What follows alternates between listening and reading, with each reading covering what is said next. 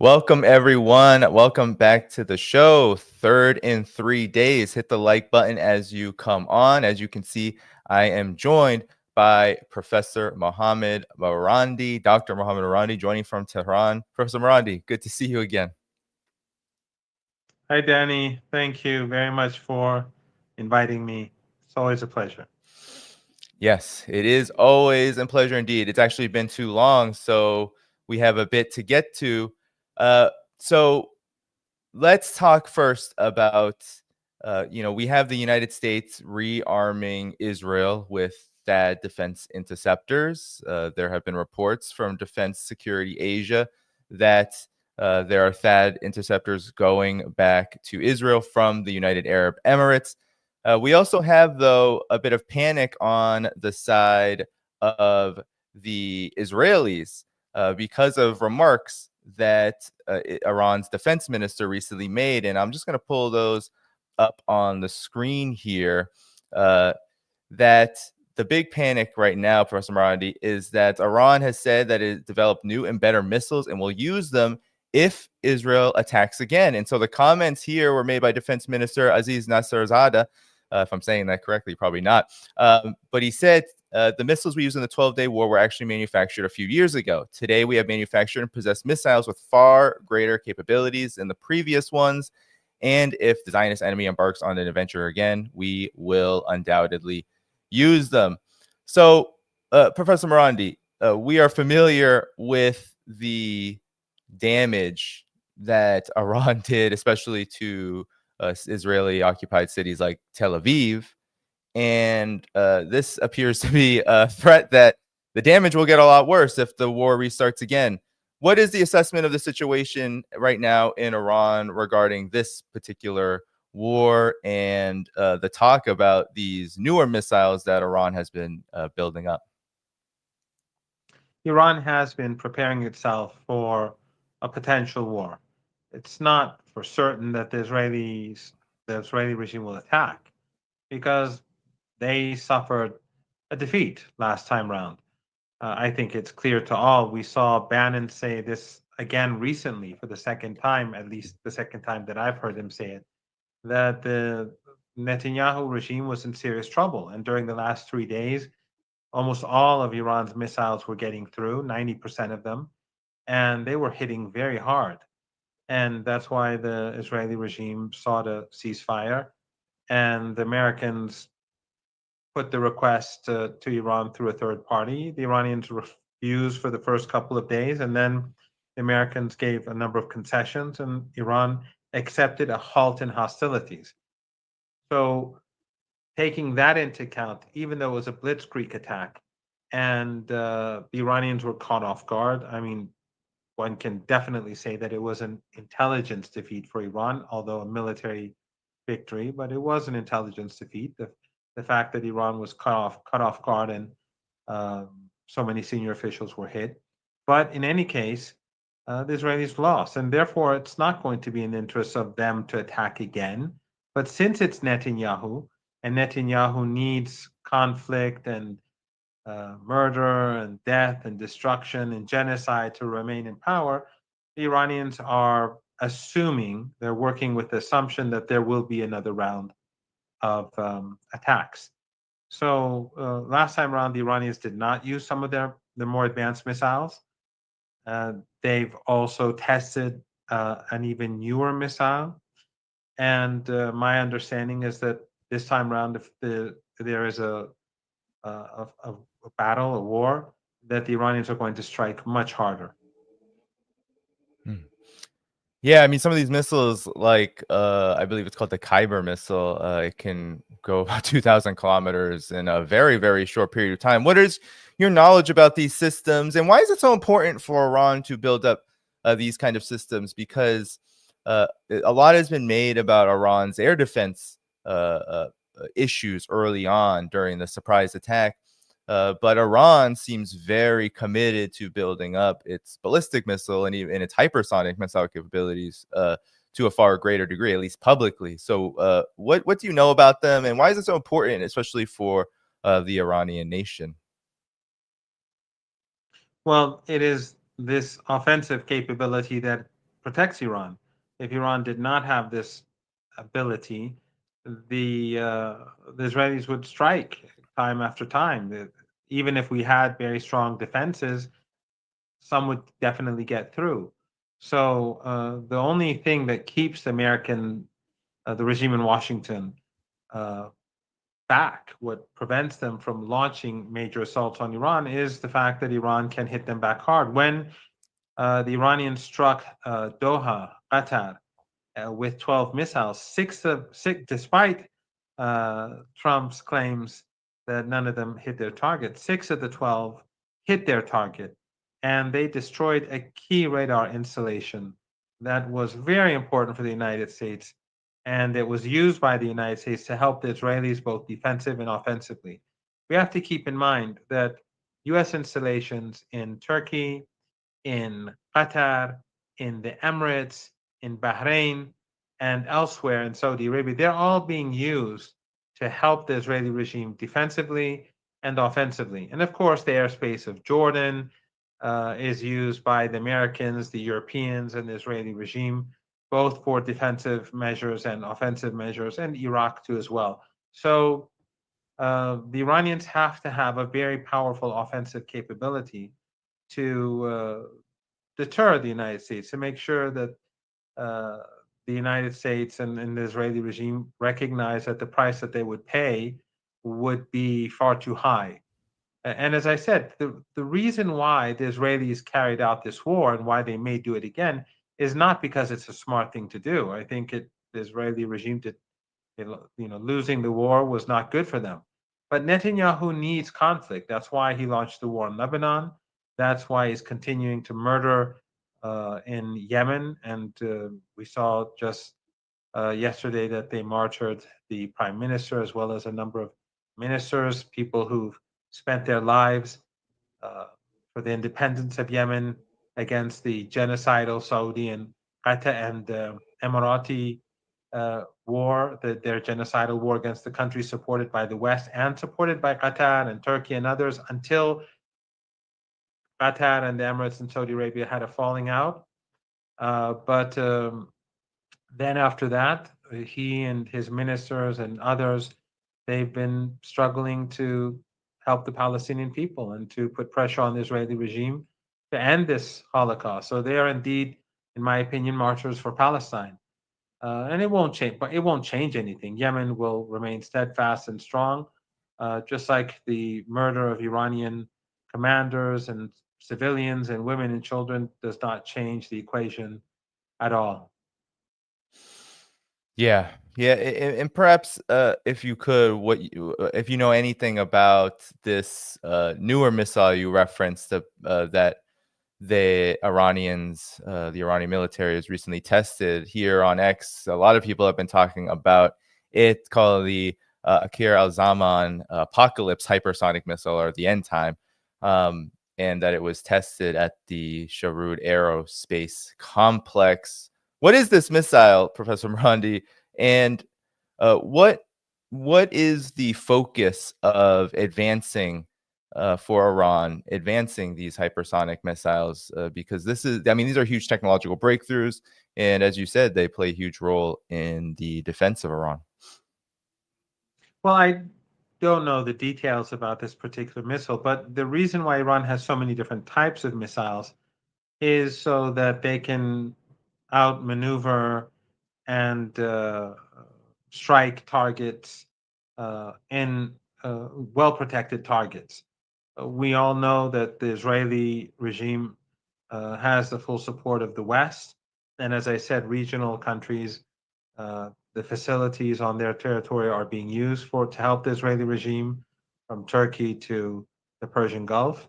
And so Iran's different types of missiles, they serve different purposes. Some are more precise, have heavy payloads, some of them have warheads that split into smaller warheads, and so they carry out different types of destruction, but also I think there are different technologies and the different capabilities which they have from launching to reaching their destination makes it much more difficult for the Americans and the Israelis and the Europeans to block them, to stop them, to strike them. So you have the THAAD, you have U.S. naval ships in the Mediterranean. You have the Israelis with their different layers of defense, and you have the U.S. Air Force and the European Air Force jets. So you and all these radar installations across the region.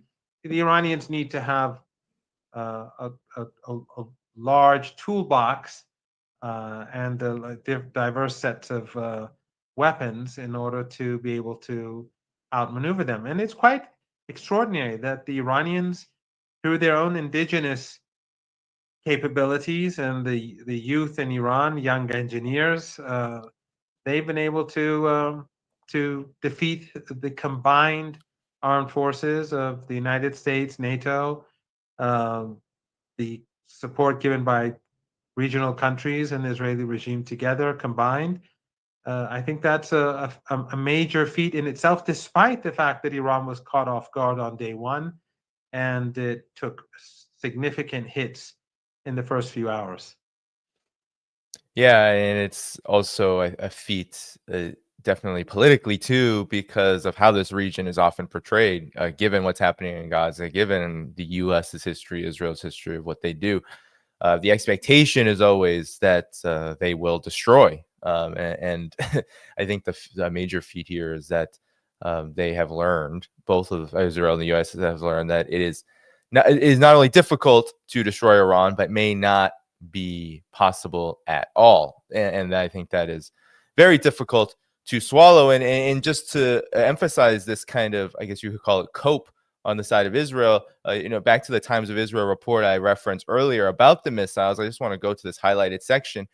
So the defense minister, he said that unlike the cowardly Zionist regime, which targeted military commanders, scientists, innocent women, children, infrastructure, medical centers, etc., um, the Islamic Republic of Iran deliberately chose its missile targets. And this is how they counter Iran's defense minister, the Israeli media. Iran's powerful ballistic missiles not only targeted military bases and research centers, but damaged 2,300 homes, 240 buildings, along with 2 universities and a hospital, wounding 3,000, killing 31. I'm not so sure that's the own they think it is, Professor Marandi, but your reaction to this admission that not only are there new missiles on the way, but even Iran's older models did significant damage, regardless of what one thinks about the strategic maneuvering and how Iran picked its targets. Well, first of all, I think next time around, the number of missiles that the Iranians fire will be much larger. And Iran has also been working on its its the shortcomings that they discovered as a result of the war. The Israeli regime gave it its best shot. They thought this was going to bring about what they call regime change, and so they put everything that they had into this. And you saw that the International Atomic Energy Agency head basically lied in order to justify it. We saw the European Union, all of them support the Israeli attack on Iran's nuclear facilities. The International Atomic Energy Agency refused to condemn it.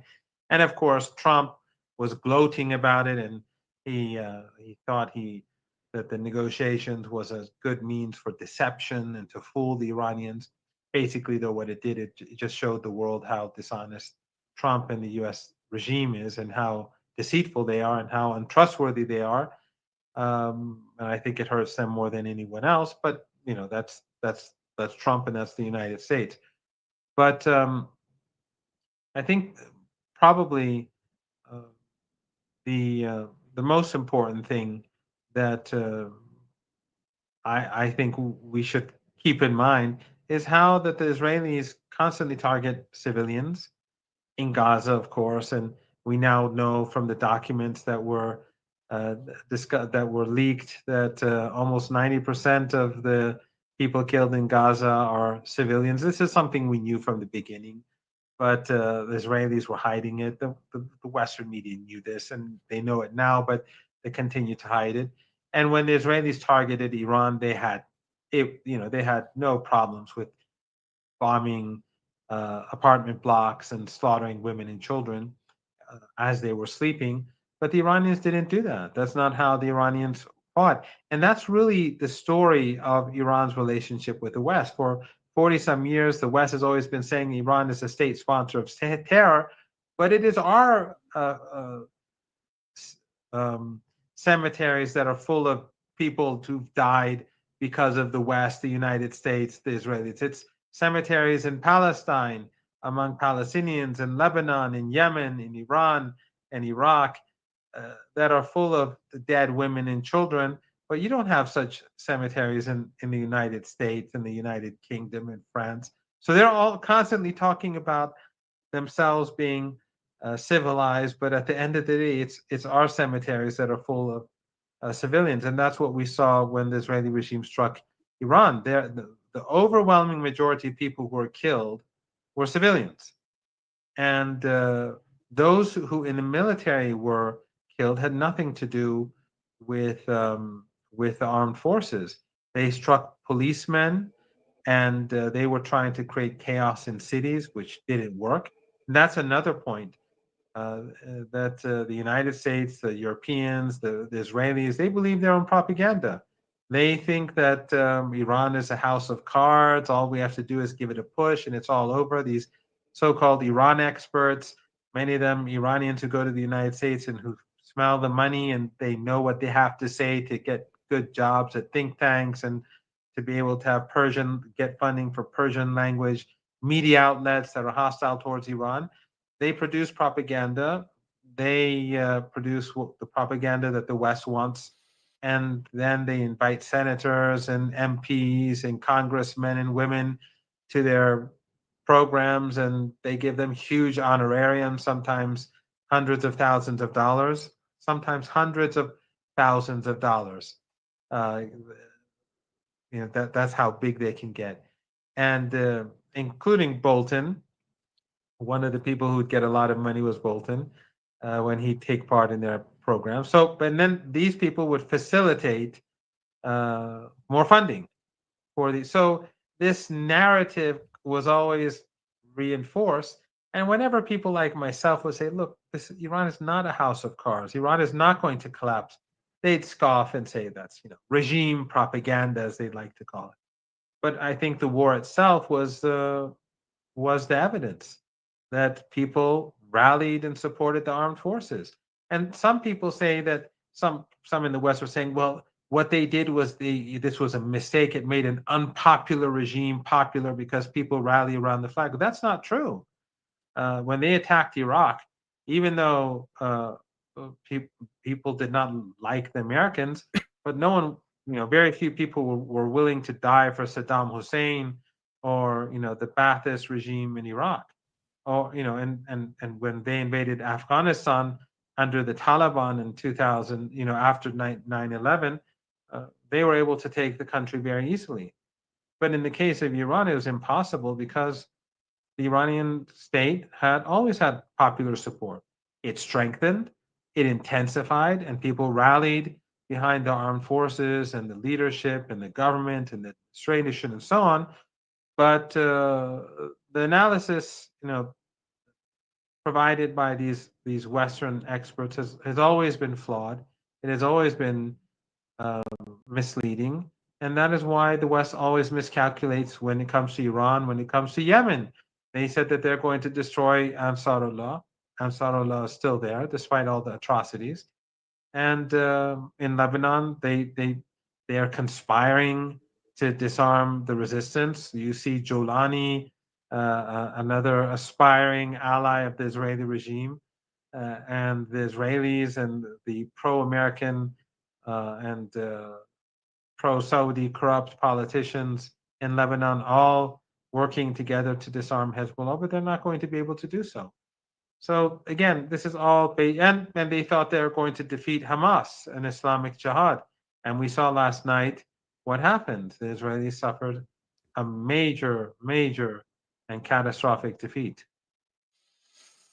Yeah. And Professor Marandi, when it comes to Israel's and of course the United States' effort to do exactly what you said. It just has not been able to be done, and they've run into big problems. The overthrow of the Iranian government. Well, one thing that has just been revealed by Western mainstream media, or at least is now being talked about, is how Israeli intelligence hacked into the devices of top, actually bodyguards of top officials, military officials, and the like, in order to secure targets for these strikes that did assassinate several Iranian generals and leaders. Is there any worry, Professor Marandi, inside the country that this kind of model could be used to infiltrate and ultimately destroy what it is Iran's biggest advantage here, which is its missile systems? It is the ability to penetrate Israel's air defenses, regardless of whatever of its own or American air defenses it has. It can penetrate them, but what happens then if it's infiltrated? Is there any fears about this? Well, first of all, it's not really the Israelis that hack into anything. It's NATO and Israel and all of them that work together. They're all allies in this. The Western intelligence agency collaborate, um, and when it comes to Iran, they all work together, and they work together with regimes in the region to gather intelligence against Iran, and also to carry out terrorist attacks and sabotage.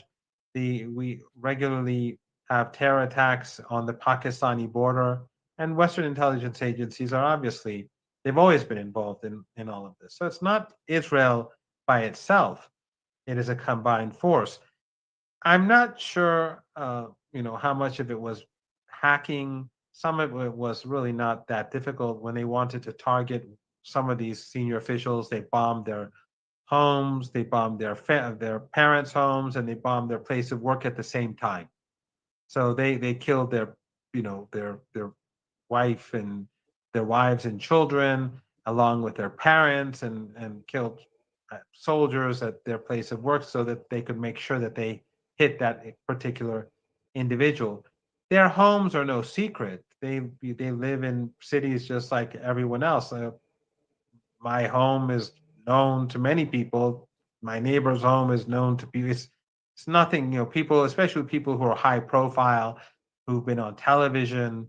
Uh, they're the people in that neighborhood often know where they live. There's no, in the Western media like to call this some sort of intelligence coup, bombing an apartment block and murdering, academics. For example, one of the nuclear scientists who I knew, Dr. Tehranchi, who was killed with his family and neighbors. They lived in an apartment block that belonged to professors. It was a building that the Ministry of Science built for professors, and a lot of families, lived in that building. So, including the current dean of my faculty at the University of Tehran. He lives in the building that was struck, where 16 people, I think, were murdered, including children who were thrown out of the building from like the 10th floor or whatever, and and which murdered one of the nuclear scientists. So there's nothing really spectacular about these. These are not intelligence coups like the way in which they like to call them. But Iran is changing everything with regards to security, with regards to air defenses, drone defense against drones. We have to keep in mind that the Israelis were not able to strike a single underground missile base. Right. All of the missile bases are well protected, deep underground, and some would argue that the Iranian nuclear sites are also, they're intact. I have no idea personally, but people in the United States, the head of the U.S. Defense Intelligence Agency, if I'm not mistaken, was removed as a result of comments or analysis that he provided based on the work of their own experts. So the Iranians are, reviewing uh, what happened in the war, and I think next time round they will be far better prepared. Again, the Israeli regime gave it they used everything that they had, the technology that they had. was was was far beyond anything that exists in Ukraine, and so the Iranians know their capabilities now, and they are preparing themselves for round two so that they could uh, be able to hit the Israeli regime much harder and without having the sort of losses that they had last time around. Hmm. Sure. Yeah. Well, before we move on to the other fronts of this ongoing war of expansion by Israel and the United States, I wanted to ask you about, a comment I often hear from folks who watch this channel and those who may not watch this channel, just happen to peruse and come on. They say, well, if Iran has the ability, for example, to absolutely level Tel Aviv and all of these cities in Israel, if it has these capabilities, then is it doing enough for Gaza? Is it doing enough to stop the genocide? This is a big topic we might get to at the end here, about other countries that have been put into question on this. But let's just focus on Iran. What do you say to this? Because it is something that comes up, especially after the 12-day war, which was, as you have remarked, a very impressive feat that some were doubting. And I know that you were on here many times, Professor Marandi, trying to quell those doubts about Operation True Promise 3 and its, and its reality. But your thoughts and assessment on this? Well, first of all, as we all know, this was an unprovoked war. It was a blitzkrieg, and there's no doubt that it was an intelligence defeat for the Iranians. They won, and the first couple of days uh, there were successes on the Israeli regime for the Israeli regime. Of course, it was all illegal. It was illegitimate, and the gloating in the West was basically gloating about violations of human rights and international law. But the Iranians rallied and they struck back, and then they had the upper hand. I think that it's very clear that the Iranians did have the upper hand, and it would have gotten worse for the Israelis. We know that they were running out of air defense missiles, but of course the Iranians don't want to uh, bring about a situation where the region and uh, the world global economy collapses. So there are many calculations that have to be taken into account. You have friendly countries like Russia, like China, BRICS countries, neighboring countries that Iran has to uh, take into account when it's taking action against the Israeli regime. It has to take into account the possible actions of the United States. We have to keep in mind a lot of these people who always criticize Iran. Uh, Iran is the only country, along with Yemen, that's doing anything. They're the only ones, the only two countries. I mean, Hezbollah has made huge Right. sacrifices. Right. The biggest sacrifices have been made by Hezbollah, of course, because they are just right beside this regime. Yep. They work very hard to draw away the Israeli armed forces from Gaza, but no one else is doing anything. And Iran and Yemen are standing up basically against tens of countries, the collective West plus their regional allies. Turkey just a couple of days ago said they're stopping trade with the Israeli regime. I mean, why were they doing trade for the last couple of years? But still, oil is being transported through Turkey, and we do see ships still going to Israeli ports and civilian planes flying over Turkey or Turkey, and then in the Emirates and Jordan and Egypt, all of them are carrying on business as usual, and their facilities are being used by the United States to help the Israelis against Iran. So Iran is on its own. Iran is not China. So people, and at the same, it's also quite interesting. We also hear another argument. Some people say Iran does nothing. Well, if Iran is doing nothing, then why are they bombing Iran? Why are they sanctioning Iran? Or someone even once told me that Hamas is fighting on its own. I mean, its ability to make all these tunnels, to carry out these operations, those underground um, assets that they have that are constantly have to be strengthened and and upgraded. These don't just, they don't come out, they just don't appear. A lot of hard work is done to give the resistance the capabilities that it has. And this is Iran, that's a sanctioned country, and to support Yemen at the same time and to help Hezbollah rebuild and so on. And meanwhile, you have countries conspiring against the resistance. You saw Turkey uh, collaborating with the United States and the Israeli regime and U.S. proxies in the Persian Gulf to undermine Syria. Today, we see the Saudis and the Americans and the Israelis trying to undermine the resistance in Lebanon. It is not an easy job for the axis of resistance. And just as it's not been easy for those people who've been supporting the Palestinian people in Europe and across the world during the last couple of years. But their hard work has caused people to wake up across the world, but they pay a price, and it's not easy. They have to, so it's not easy for Iran as well. The Israeli regime is not going to be this. It's not going to collapse through some military campaign. The regime has to be delegitimized in the eyes of the world. It has to be seen as weak and vulnerable. And I think that has to be done in a very smart way. The Iranians, I think Iranian leaders are good at chess. And Trump is good as, I don't know what Trump is good at. He's maybe professional wrestling.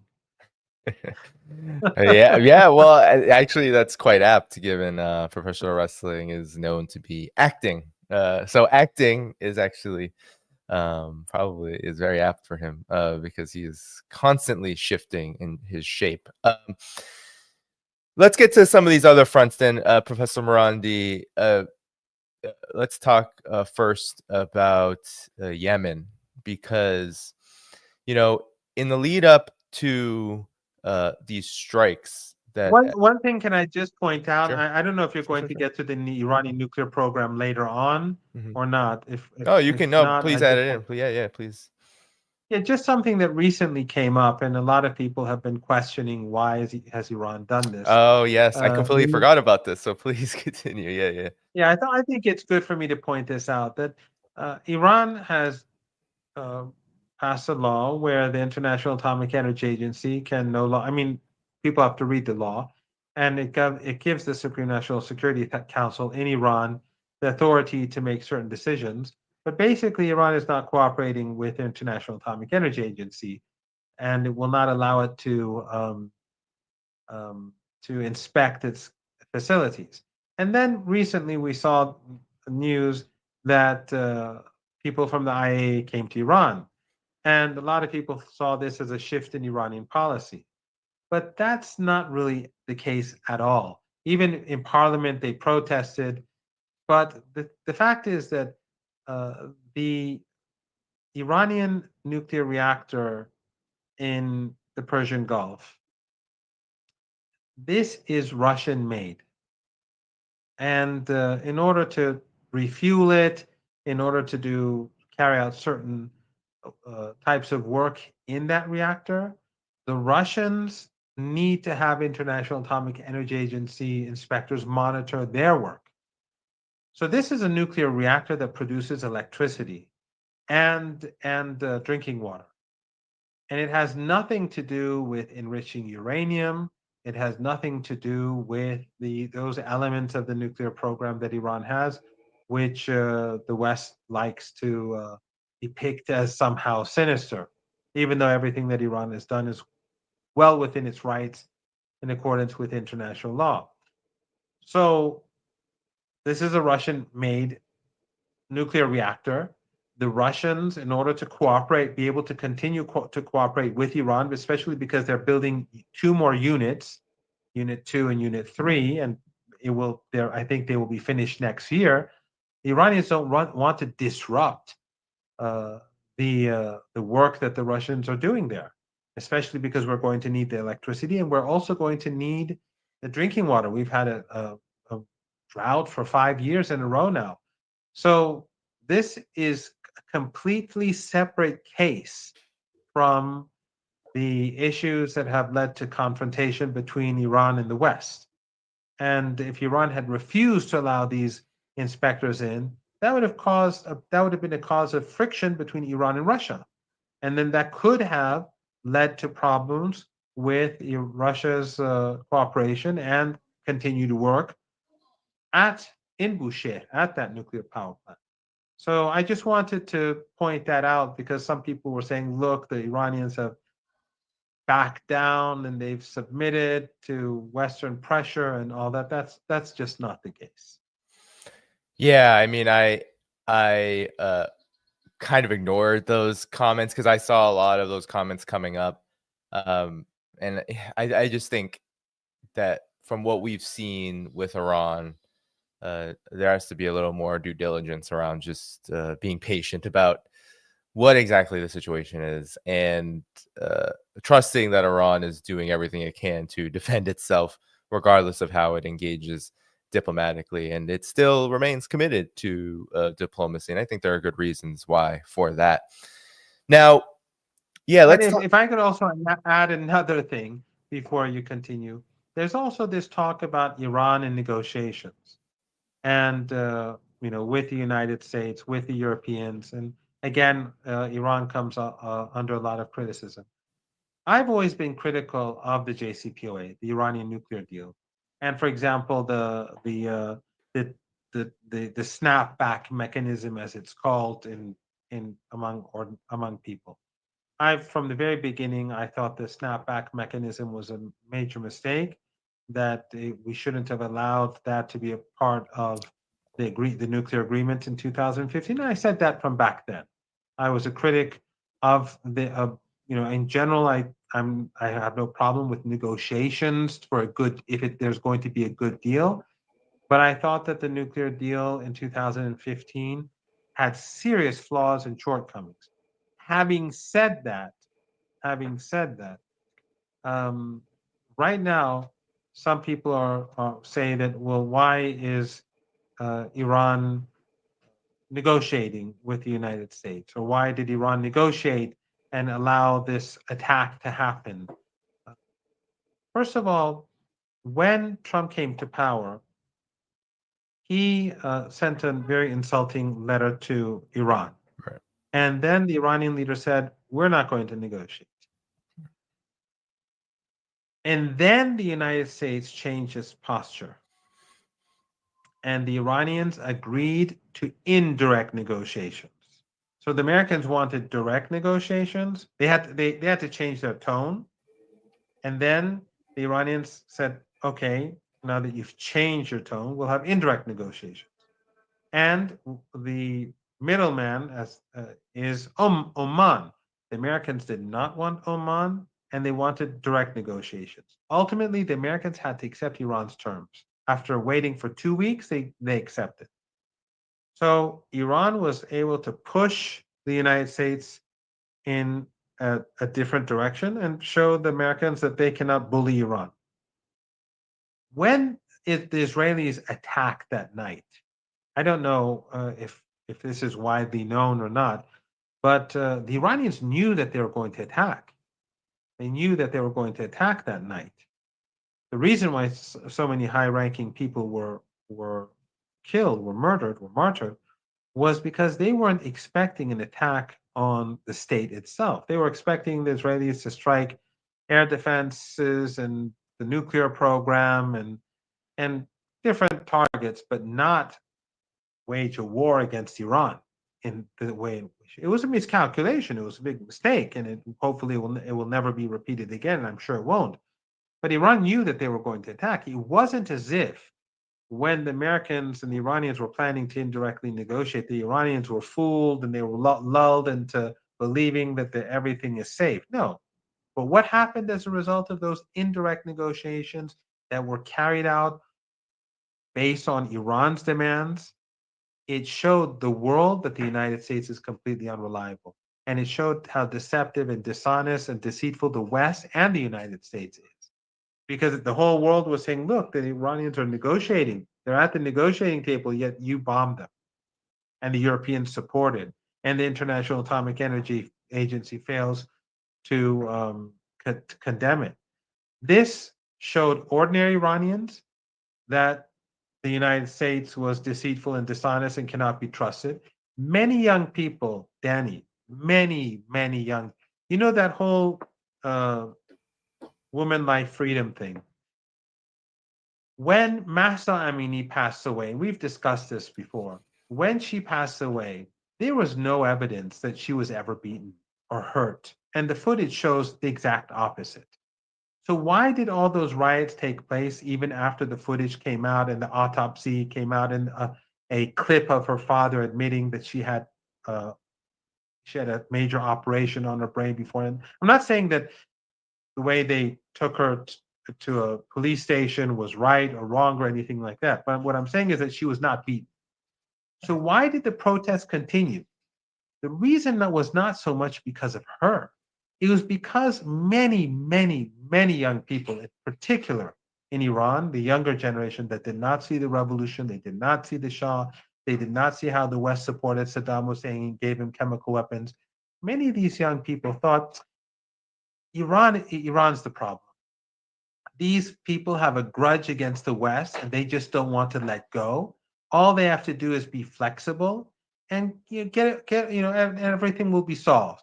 And we can have normal relations and life in Iran can be better. That was the real issue. It was much bigger than a young woman passing away, tragically passing away. It was much bigger. They thought that the problem, our underlying problem, the sanctions regime, everything was because this government and this state and the political establishment, they were just mule-headed. They were stubborn. What happened in this world, in this war? Their whole worldview collapsed. And I've seen this personally. I walk on the streets and people come up to me in ways that I've never seen before, like thanking me, even though I haven't done anything. But you or my students, like they send me messages, email, or students who till yesterday were probably till a while back disliked me, maybe like they were worried about me, saying, "Be careful, don't use your cell phone or don't appear on television so much." The mood changed because they saw that no, Iran is not the problem. That Iran is dealing with the West that is malicious, that is deceitful, and it's not just Trump. It's Europe, it's the IAEA, it's all those international institutions controlled by the West. It's the liberals in the West. When Trump attacked Iran, CNN was talking about sleeper cells in the United States and demonizing ordinary Iranians. Young Iranians saw that, especially because young Iranians are all on the internet. They're always online. They're much more, you know, aware, or they get much more information than others. So Iran's strategy for negotiating indirectly, and as I explained earlier, had great benefits for Iran when the war broke out, both at home and internationally, because people across the world also saw that Iran was negotiating, the West attacked it. So it's not out of like, some young people shouldn't be so emotional and say, "Oh, the Iranians are selling out, they're submitting." Right. No, the Iranians are playing a very sophisticated political, military, cultural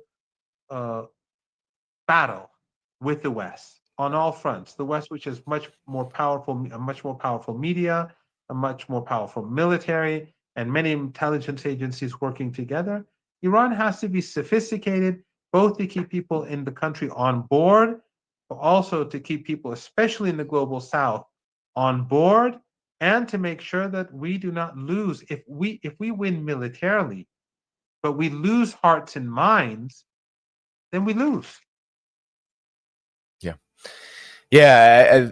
It's an argument that always frustrates me, just because one, it doesn't take into account history. There have been many times where countries, nations, people resisting empire, imperialism, colonialism, that they they do engage in negotiations with the enemy because of all the reasons you just said, plus the ability to extract concessions, which no one ever considers with Iran. Iran doesn't want sanctions if it can extract concessions out of the U.S. for that, whether they believe they can or not. Why wouldn't you engage in it? In many respects, this so-called act of negotiating, some people see it as weak, but really there are many reasons why this occurs. I mean, China negotiates with the U.S. around trade. Russia just negotiated with the United States.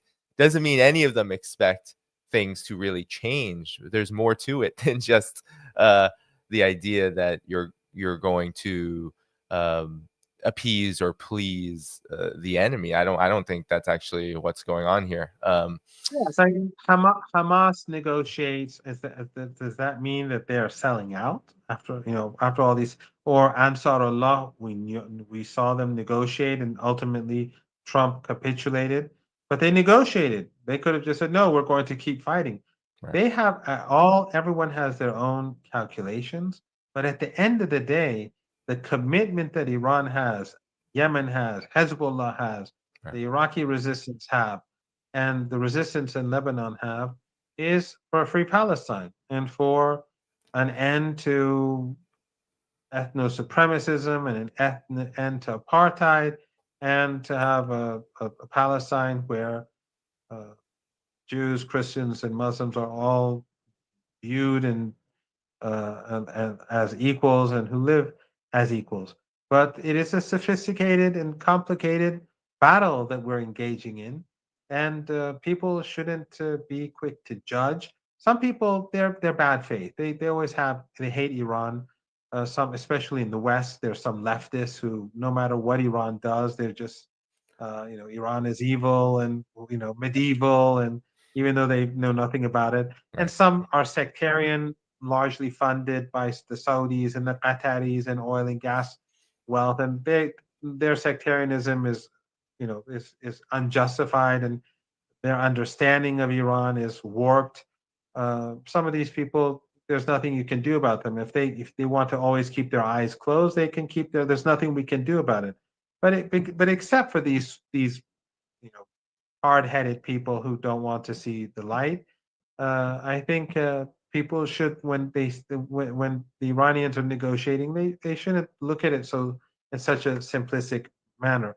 If Iran wanted to sell out, or to sacrifice the Palestinians or Hezbollah or Ansarullah, they could have done it a long time ago. They could have taken huge concessions. And if I'm sure the United States would love Iran to give up the cause, but that's never going to happen. Well, let's talk about some of these other fronts while we're here, Professor Marandi. I'm sure you have been following this. It's quite incredible, actually. The Israeli regime is bombing right now Yemen. Actually, it's been bombing Yemen periodically for months and months and months, ever since the United States tapped out and said, no, we're not going to bomb Yemen anymore because we're not defeating Ansar Allah, or as they call them, the Houthis. So recently we had the Jerusalem Post report that in one of the many missiles, hypersonic missiles, that Yemen launches at Israel in its campaign to end the genocide in Gaza, that it included the use of cluster munitions in this ballistic missile. And this has been surprising because this means that Yemen is testing new technology that has not been seen yet. And this is what they report. And so I wanted to then pull up. So this is from Azerbaijani media confirming that this is exactly what is happening, that they're producing multiple warhead missiles. This is coming from Yemen itself, the movement's leader, Malik al-Houthi, saying that missile forces brought us some good news about the new achievement, which alarmed the Israeli enemy. We're going to produce multiple warhead missiles for the Palestine 2 ballistic missiles capable of carrying several.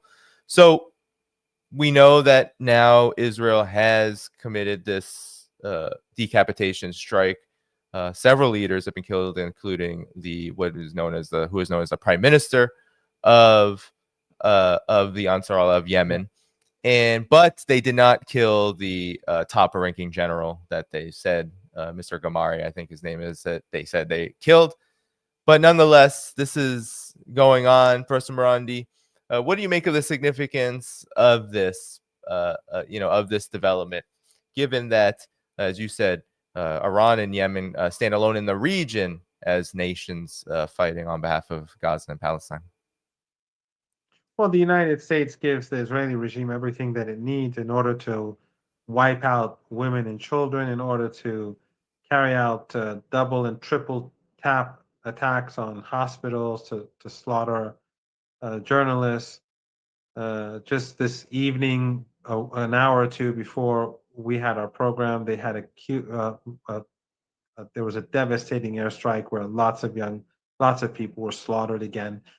The Americans and the Europeans and the Germans and the British and the Canadians and the Australians and even as I said, Turkey, Qatar and Saudi Arabia, they through Kushner and his the their they fund Kushner and he's investing in Israel, so they're investing in the Israeli regime. So while everyone is helping the Israeli regime, well, of course Iran is going to help Yemen. And of course, Yemen has very top-notch engineers. It is a people who are very sophisticated, very well educated, contrary to the Orientalist image that we see from the West. After all, these people, they defeated the Saudi and Emirati-led genocidal attacks, which had the support of all the countries, the oil and gas-rich dictatorships in the region, Turkey, when it began in 2015, NATO, Australia, the Canadians, all of them were helping the Saudis and the Emiratis carry out this genocidal war. That was the first genocidal war of this century. But the Ansarullah and the Yemeni armed forces won.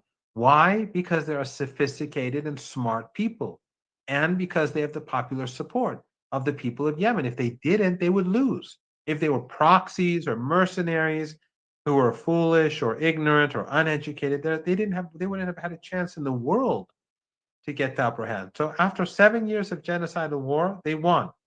So this is a sophisticated people. And Yemen, even beforehand, they had a military industry. So if Iran helps these people to develop their capabilities even further, good for Iran and good for the people of Yemen. And I'm sure that's what Iran is doing, just as Iran is helping in Gaza, it's helping in Lebanon. Right now, I have no doubt, I'm not involved in the military, but I have no doubt that Iran is helping Hezbollah to prepare itself for the next round. And so Ansarullah's missiles are going to become better than before. The Israeli regime's air defense capabilities, U.S. air defense capabilities have all been tested. So these new technologies are being developed. And they've scored a success in a recent missile strike on Israel, as the one you alluded to on the Israeli regime. They were able to cause harm. So they will continue to advance, and they will continue to block the Red Sea to shipping for the regime, and to put pressure. And hopefully, the people in the region and people across the world who are protesting and demonstrating and putting pressure on governments will force their governments to change their stance.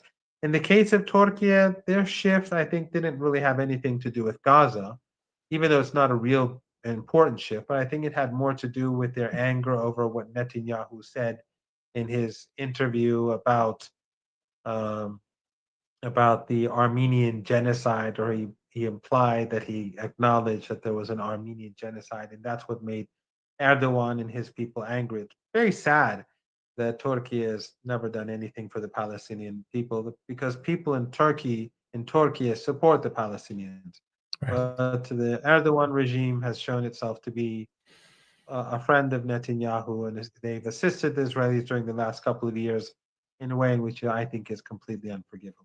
And I say this as an Iranian citizen. I'm not in the Iranian government. I have no role to play in the government. I've never had a role to play in the government. Everything that I say about any country, these are just my words, and the foreign ministry and the government, they have the relationships, which they should have. I mean, Iran should engage with all countries in the region. Iran should try to distance Turkey and Qatar and Egypt and Saudi Arabia as much as possible from the Israeli regime. But I'm just saying the facts on the ground. What I'm saying is, for example, in Syria, I've said for years that this dirty war is in the interest of the Israeli regime and the United States. And some people, and actually the people on the left in the West, many of them. So, when it came to Iraq, everyone was opposed to the war on Saddam Hussein. It was a regime that was much worse than what we saw in Syria. Saddam was a monster, only surpassed by Netanyahu, and that regime was much worse. But we saw how there was a global coalition against the war. But in the case of Syria, we saw many on the left turn against Syria and basically support the dirty war. And that was partially because of Syria's relationship with Iran, because Syria supported, was in a sense supporting the resistance, and their hatred for Iran and Islamic fundamentalism and that sort of thing that they like, theocracy and the mullahs and all that, which they're always obsessed with, but they don't know anything about. That's one reason. And then there are those who are sectarian, so deeply sectarian. And when it comes to the resistance, they're willing to assist the United States and be in bed with the Israelis. So these two groups supported the dirty war in Syria. And we were saying from day one that, look, Iran doesn't care, and neither does Hezbollah, if Assad is Alawite or Christian or Druze or Sunni or Kurd. What the resistance wants is a government that is independent of the West and that is not going to accept, the Israelis to dominate the region. Well, we said from back then that if Syria falls, we're going to have a pro-Western regime, a sinister regime that is going to do deals with the Israeli regime, and that's exactly what happened. And the West would create a regime that would balkanize Syria. Today you have the most extreme and ugly Salafi, Wahhabi, terrorists, ISIS and Al Qaeda people, of obviously the Druze and the Christians and the Alawites and the Kurds and everyone else are going to be marginalized. That was the plan all along. Why did the West support and why did the Israeli regime support ISIS and Al Qaeda? It was not just because they were better fighters, but because they wanted to force to come to power in Syria to balkanize Syria. So the balkanization of Syria, check. Doing deals with the Israeli regime, check. That's exactly what we were worried about. And that's what we're seeing today. But as I once said before in your show, this is not going to turn out well for those who conspired against Syria. And I think we're already seeing that. It's becoming a black hole. Yeah, it sure is, Professor Marandi. I wanted your, we've seen the resistance now go through many ups, downs. And just to stay on Yemen for a little bit, what do you make of the effectiveness of its campaign, given now that there's news about the cluster munitions being part of now its arsenal through its missile campaign? We've seen now this long arc of Yemen continue its campaign to end the genocide in Gaza. The Red Sea is still closed for Israeli-linked ships. We saw during that short conflict, the war that the U.S. tried to wage on Yemen for a matter of weeks to a little over a month.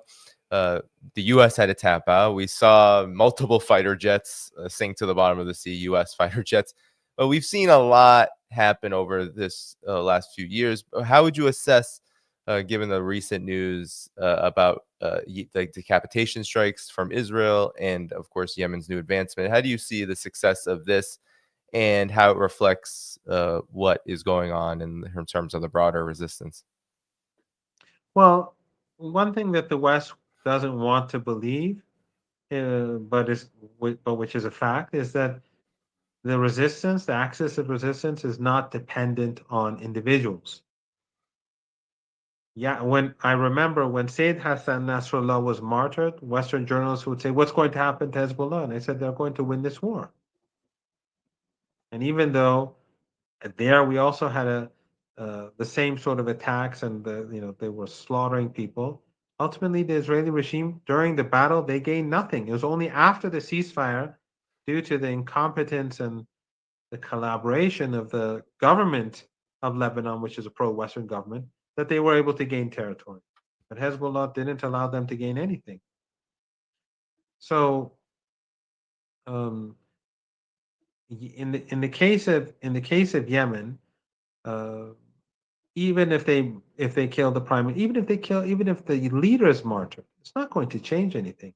When Yahya Sinwar was martyred, they also came to me immediately afterwards and said, "What will happen then to Hamas?" And I said, "There are thousands of Yahya Sinwars in Palestine," and we saw that these young, heroic men continue to fight, and their families, of course.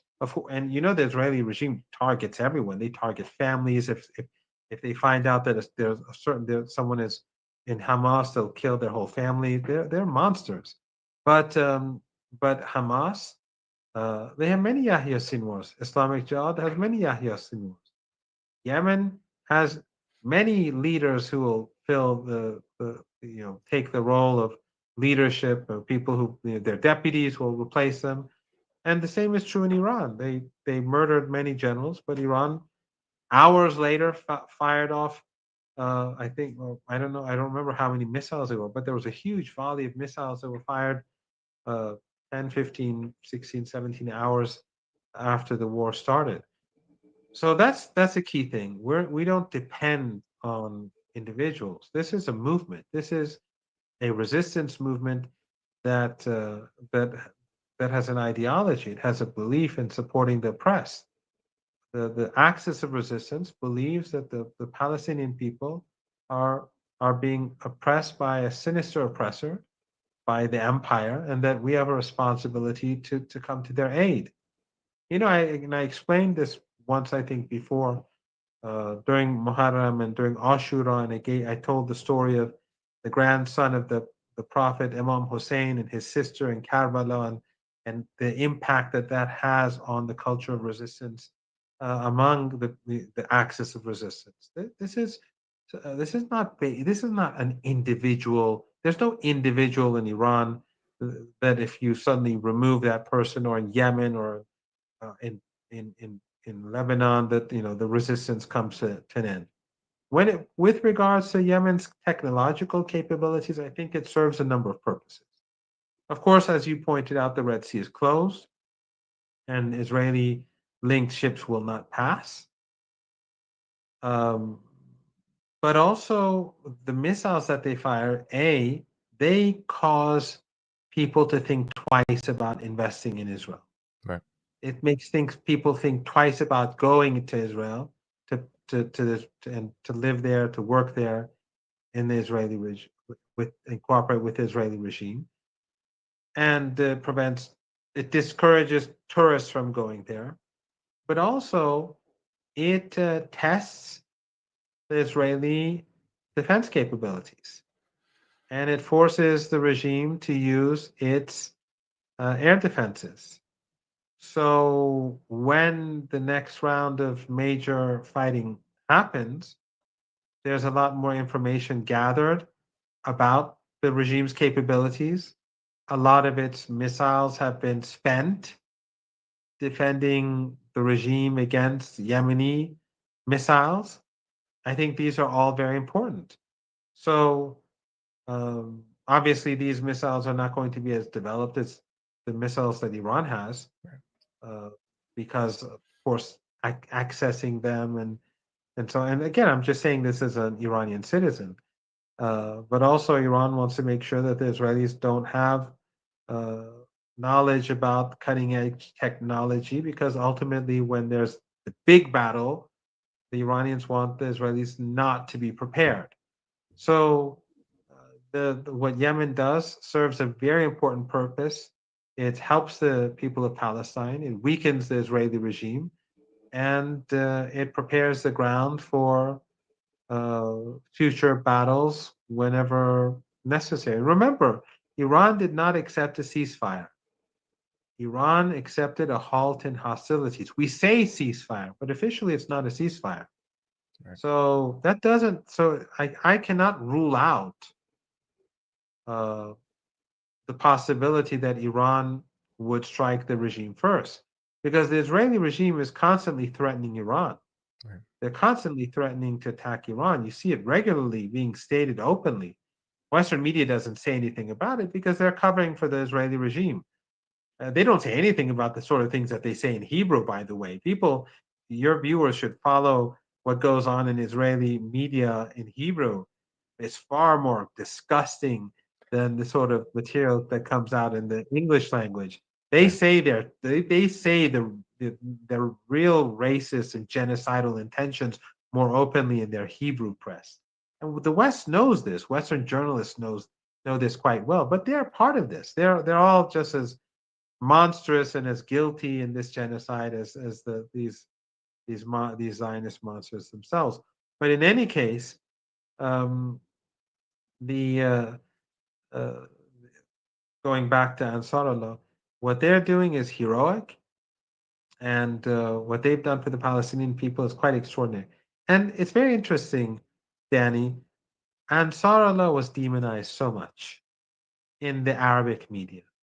The Qataris, the Saudis, all of them during the dirty war. Of course, Qatar, when they got into a fight, they shifted, not out of principle, but because the Saudis and the Emiratis turned against them, then they shifted their policies. And then Turkey also distanced itself with Turkey under Erdogan, not out of any principle, but because of their evolving relationship with Saudi Arabia. So the people across the Arab world were many were skeptical of Ansarullah. They had negative views of them because of it's sort of like Western media. The Arabic media was all hostile. Yet it was these people who defended the people of Gaza. In fact, I would even go a bit further, but I want to say this very carefully because I don't want anyone to misunderstand. Even some people in Palestine were influenced by Ansarullah, anti-Hezbollah, anti-Iranian narratives. And the Persian media in the West that is funded by Western intelligence agencies, and they may have shut down NED and USAID, but the money is coming from somewhere. It continues to flow. There's been no shortage of money. They always talk about these things that the Palestinians hate the Iranians, they hate the Shia, they hate, they despise the Persians. And although all of this is exaggerated, but Iranians hear this, and people in Yemen hear this, but that has never dissuaded them from supporting the Palestinian people. And so today, Ansarullah, despite all the hostility and the demonization, they are the heroes, not just of the Arab world. You see people across the world now speaking about the Houthis or Ansarullah, and Hezbollah and Iran. To the great credit of these people, although they've been hearing all the time how everyone hates them and so on, but they continue to support the Palestinian people, even though they hear things in the Persian media about how Iran is hated, which is, as I said, exaggerated. But to their enormous credit, they see right through the propaganda, and they don't take any these Salafi, Wahhabi, Takfiri, this sort of slander that these people spread and sometimes influence the those who are not very knowledgeable. They don't take that to heart, and they see what needs to be done, and they see that the Palestinian people are victims, and that they have to be supported. Yeah, and speaking of Palestine, Professor Marandi, it would be remiss if we did not talk about Gaza.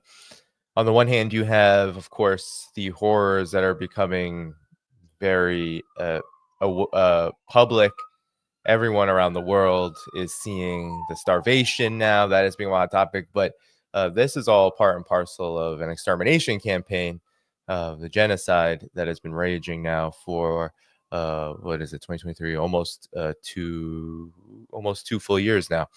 Now I want to talk about, though, because oftentimes this leads people to despair. Well, we know that Israel is this always happens with Israel. I'm not going to say they'll never do it. It might happen, but we know that Israel has been for weeks and weeks planning this occupation of Gaza City, they call it. Well, they have been met with very stiff resistance by the Palestinian people themselves. So in a recent hit to the IDF, we saw the Qassam brigades. This is from Middle East Eye, reporting a huge ambush that led to dozens of casualties for the IDF, including 4. The Israeli army is saying that 4 of its troops may be captured in just one attack alone, one ambush alone. And Abu Ubaidah has said, the spokesperson for Al-Qassam, he has said that this occupation, if it happens, is going to lead to just an absolute astronomical increase in the damage to Israel's military.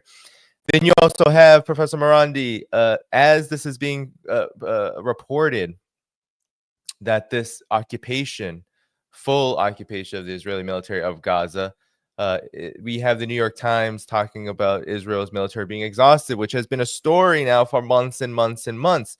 60,000 reservists are supposed to be called up, but here there's major worries that the shortfall will make the operation very difficult because a lot of them are just not showing up anymore. According to 2 Israeli defense officials, there's a major shortfall that they're trying to squeeze out everything without real strategic planning. The model is unsustainable. The army is exhausted. So, Professor Marandi, what do you make of this? The resistance, the continued resistance to the genocide and the occupation, as well as the state of Israel's military as it is in this long war of genocide against the Palestinian people? Well, first of all, Danny, I think the most important thing that we have to keep in mind is that contrary to what the Western media is telling us, Israel has lost. Israel has not won anything. They may have weakened Hezbollah to the north. They may have been able to destroy Syria with the help of Erdogan and NATO and so on. They've been able to martyr people in Yemen, to martyr people in Iran and in Iraq, but they've taken huge hits. Their economy has been badly damaged. As you pointed out, people are tired. But most importantly, Danny, the mood across the world has changed. The Israeli regime is despised. You are hearing key individuals in the United States now talking against the Israeli regime. You're seeing podcasts, the most popular political and cultural podcasts in the United States, talking about what evil this regime is carrying out, evil acts this regime is carrying out. This is nothing, you know this better than I. You live in the United States. This is something that I could not have imagined 2 years ago. I could not have imagined this. It's true in Russia, in China, in our region, across the world, but most importantly in the United States itself. This is a catastrophic loss for the regime. How do you calculate this loss? In dollars, in euros, in yuan, in reals, in whatever. How do you calculate it? It cannot be calculated. The regime has lost, it never had legitimacy, but in the eyes of people across the world who were less informed, it's lost its legitimacy. And, you know, they can no longer hide behind the Holocaust or anything like that because they are carrying out they're carrying out their own Holocaust. in a way, it's much worse because they're doing it in front of the eyes of the world, and they won't stop. And U.S. media, Western media is justifying it. They're apologists.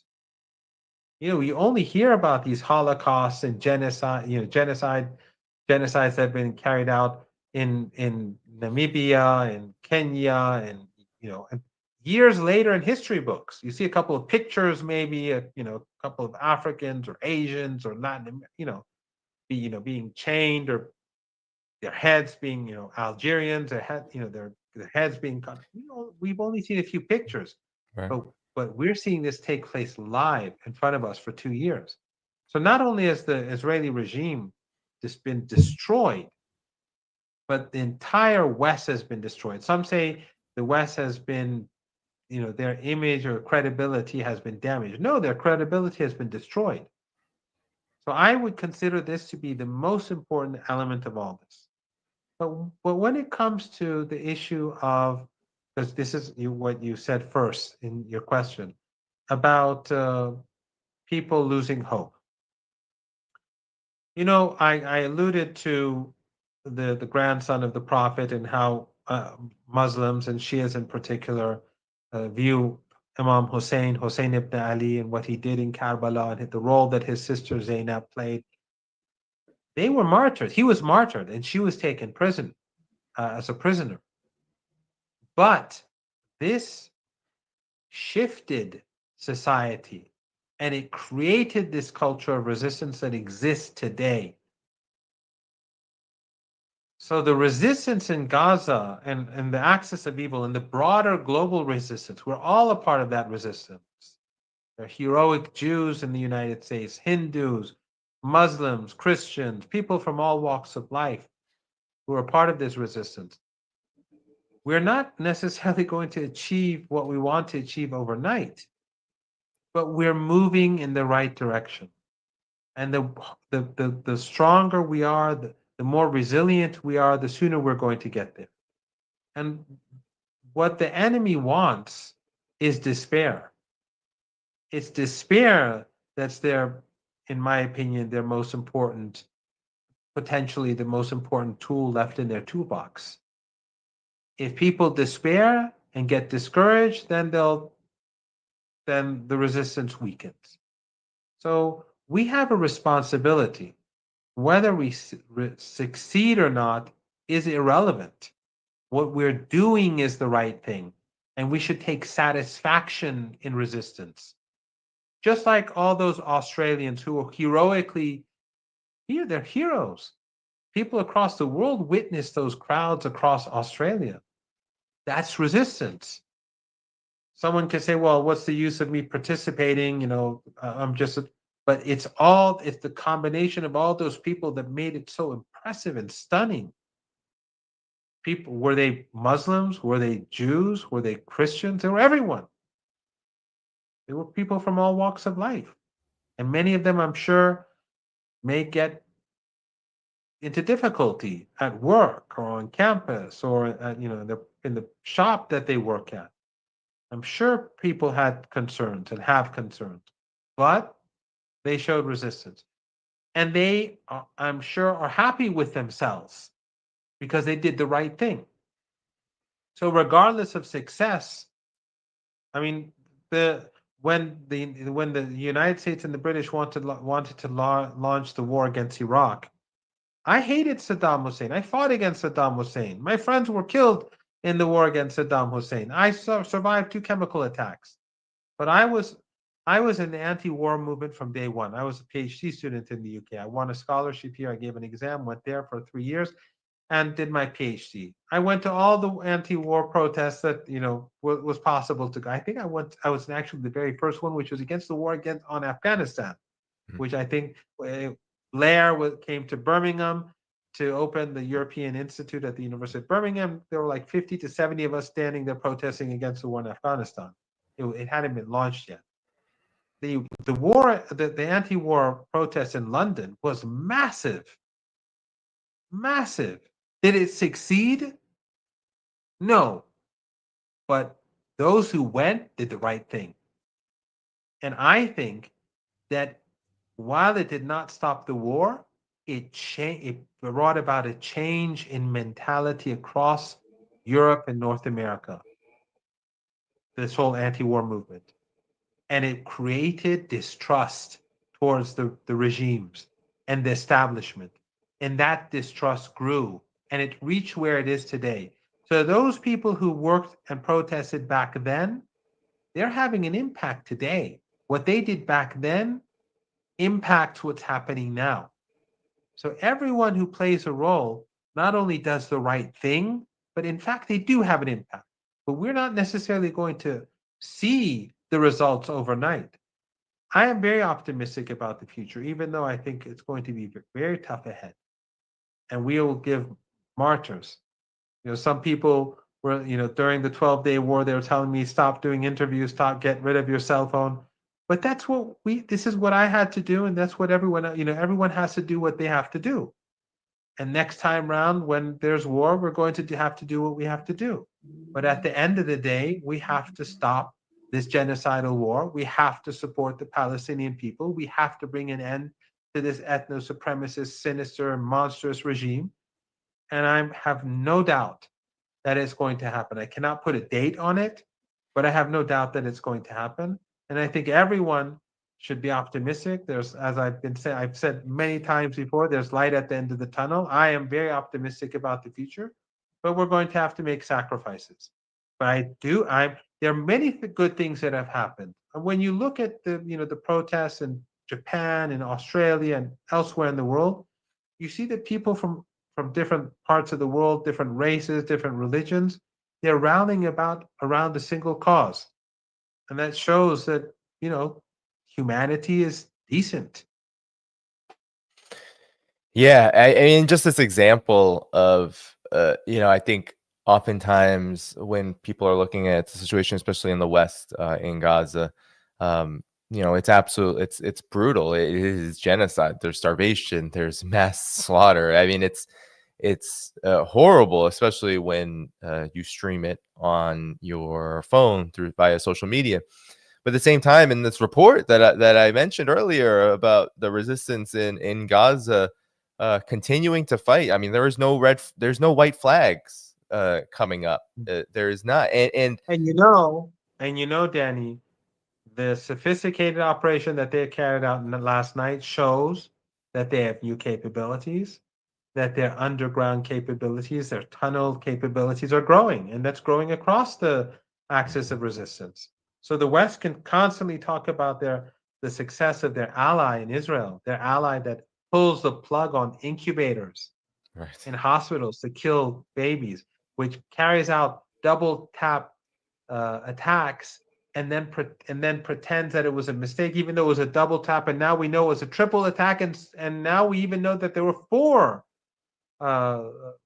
shells or missiles that struck the hospital, and yet we see, but everyone is being exposed, and that's the good thing. The Associated Press would not even defend its own reporter. That the Yeah, they Reuters, didn't even name the reporters, right? That were the yeah, they didn't journalists that name were the killed. reporter. Or Reuters. It was the Reuters camera. It was a live feed for Reuters. Yet they repeated the Israeli narrative that it was a Hamas camera. It was their camera. It was their live feed. They were watching the footage. They knew this. Everyone is being exposed.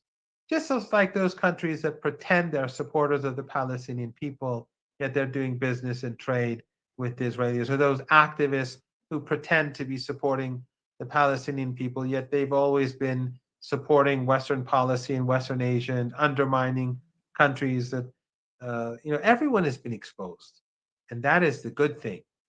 But ordinary people, they are right. I don't know if you saw that picture of that woman in Germany who's being punched by the police. I only saw like a 20-30 second clip of her, but she's a hero. I tweeted it. Someone put up a picture of, I don't know, and gave her name, but she stood. The police kept beating her, but she's protesting against a genocide.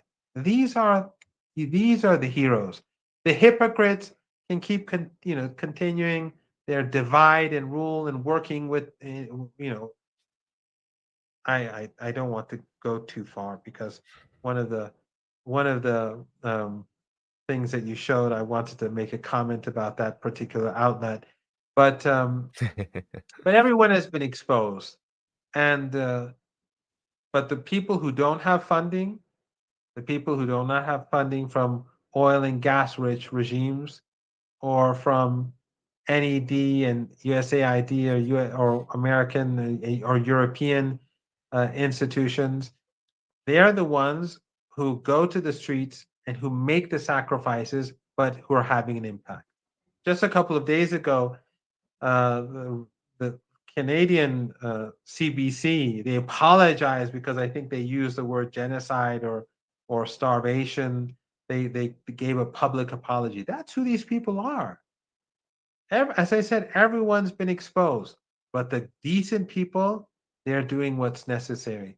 And the Israeli regime, they're exposing themselves every day, bombing hospital after hospital, slaughtering children, targeting children, snipers shooting them in the head, then on another, drawing people to get aid and then Yeah. gunning them down. But then you have decent people like that American former Green Beret who comes out and tells the truth, and they slander him and they try to destroy his credibility, but he stands his ground.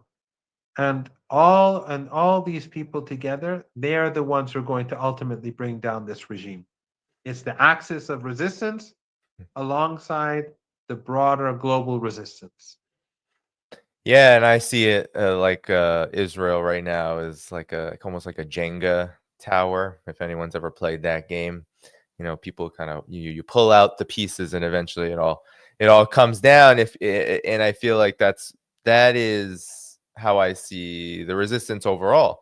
Yeah, it's not going to happen overnight, but the resistance continues to push those pieces out. I mean, of course, Jenga, the goal is for it not to fall, but I mean, come on, it's going. So that the It's gonna point, fall. yeah, the point here is that it is going to fall, and you know there have been some commentators even in Israel who are comparing the Gaza situation to Vietnam, and you know on the one hand, of course, there are differences in situations, but on the other, there was for so long, there was no expectation that the U.S.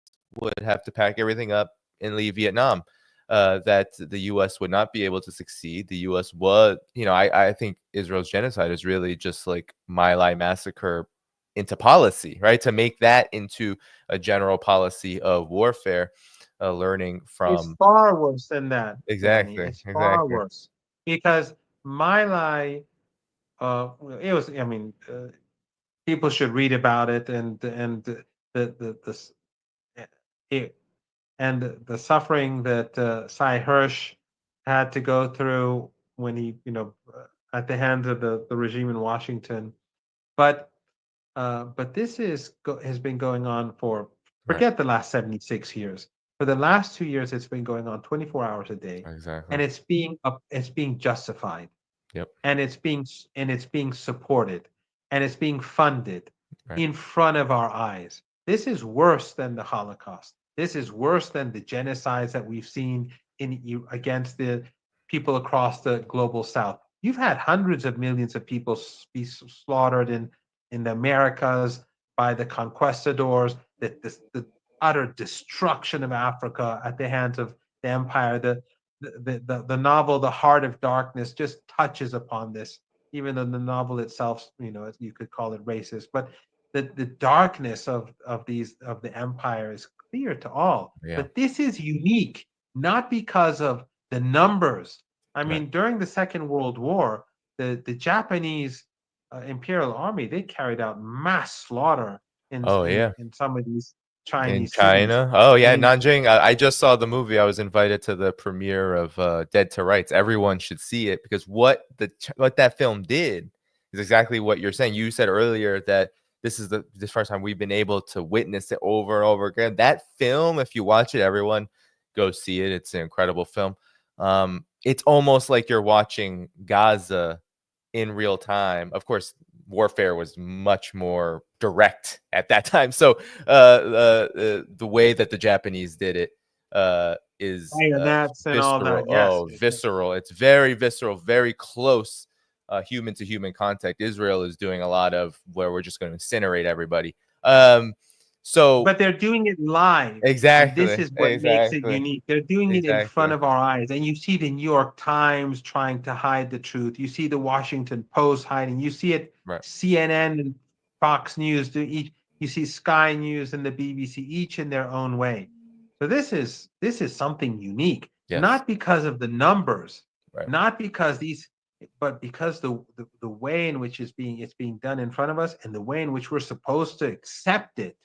This is what makes it so extraordinary. Totally. And then yes. But as I said before, we have a responsibility. Even if we fail, and we won't, but even if we fail, we have a responsibility to do what's right. And that's what I think all those people across the world, that's what motivates them. Success is, of course, would be fantastic. And I have no doubt that we'll get there. But the point is to do what's right. And that's what all these millions of people are doing. I remember, again, I said this on your show once, I'm pretty sure, that I remember early on in the, remember the ICJ, after just a couple of months when the South Africans went and took their complaint, they said that this could be genocide. That was like December 2023. That was like 19, 20 months ago. Of course, this is the worst form of genocide. But I remember back then in the beginning, I remember seeing a picture of a woman standing in front of the Israeli regime's embassy in Seoul, in Seoul, in South Korea, and she would go every day and all whatever the weather, and she protested. Well, now you see that these protesters across the world, who are individuals or small groups online on the streets, now their success is what we see in Australia. Their success are what we see online. That their success is the fact that major podcasters in the United States, the most important podcasters, are turned against the Israeli regime. So this young lady or this old lady, I don't remember how old she was, in Seoul, or this young boy in somewhere in Nigeria or in South Africa or in somewhere in Europe or North America or Eastern Asia, all of them have worked together to destroy the image of the Israeli regime and to destroy the image of its backers. And have no doubt, these people, their grandchildren, their great grandchildren are going to look back, because this is the digital age. They're going to look back at their grandparents and great grandparents and see how they were apologists for a Holocaust. These people in Western media, these diplomats, or in our region, in other parts of the world who are backing this, their names are going to be remembered, because this is, we live in an era where so much of this information is going to remain for their children and grandchildren, especially as AI moves forward. These people will have no credibility in the eyes of future generations.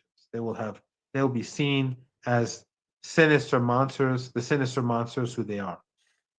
Yeah, and to conclude on this, because I want to talk about the last subject I was about multipolarity and everything. I know you've been doing some travels too on this to end on a positive note, but I guess this is also a positive note. In my opinion, Professor Marandi, this when I referenced Vietnam earlier, I was actually you definitely added in points that are very important, and then the conclusion to all that is that the fall is going to be far more disastrous, far more just extreme. Its collapse is going to be it's going to be historic. We're not going to have seen anything like this, because when I think about Vietnam, what happened to the French, the United States, in Algeria, what happened to the French, those were major defeats to this colonial model.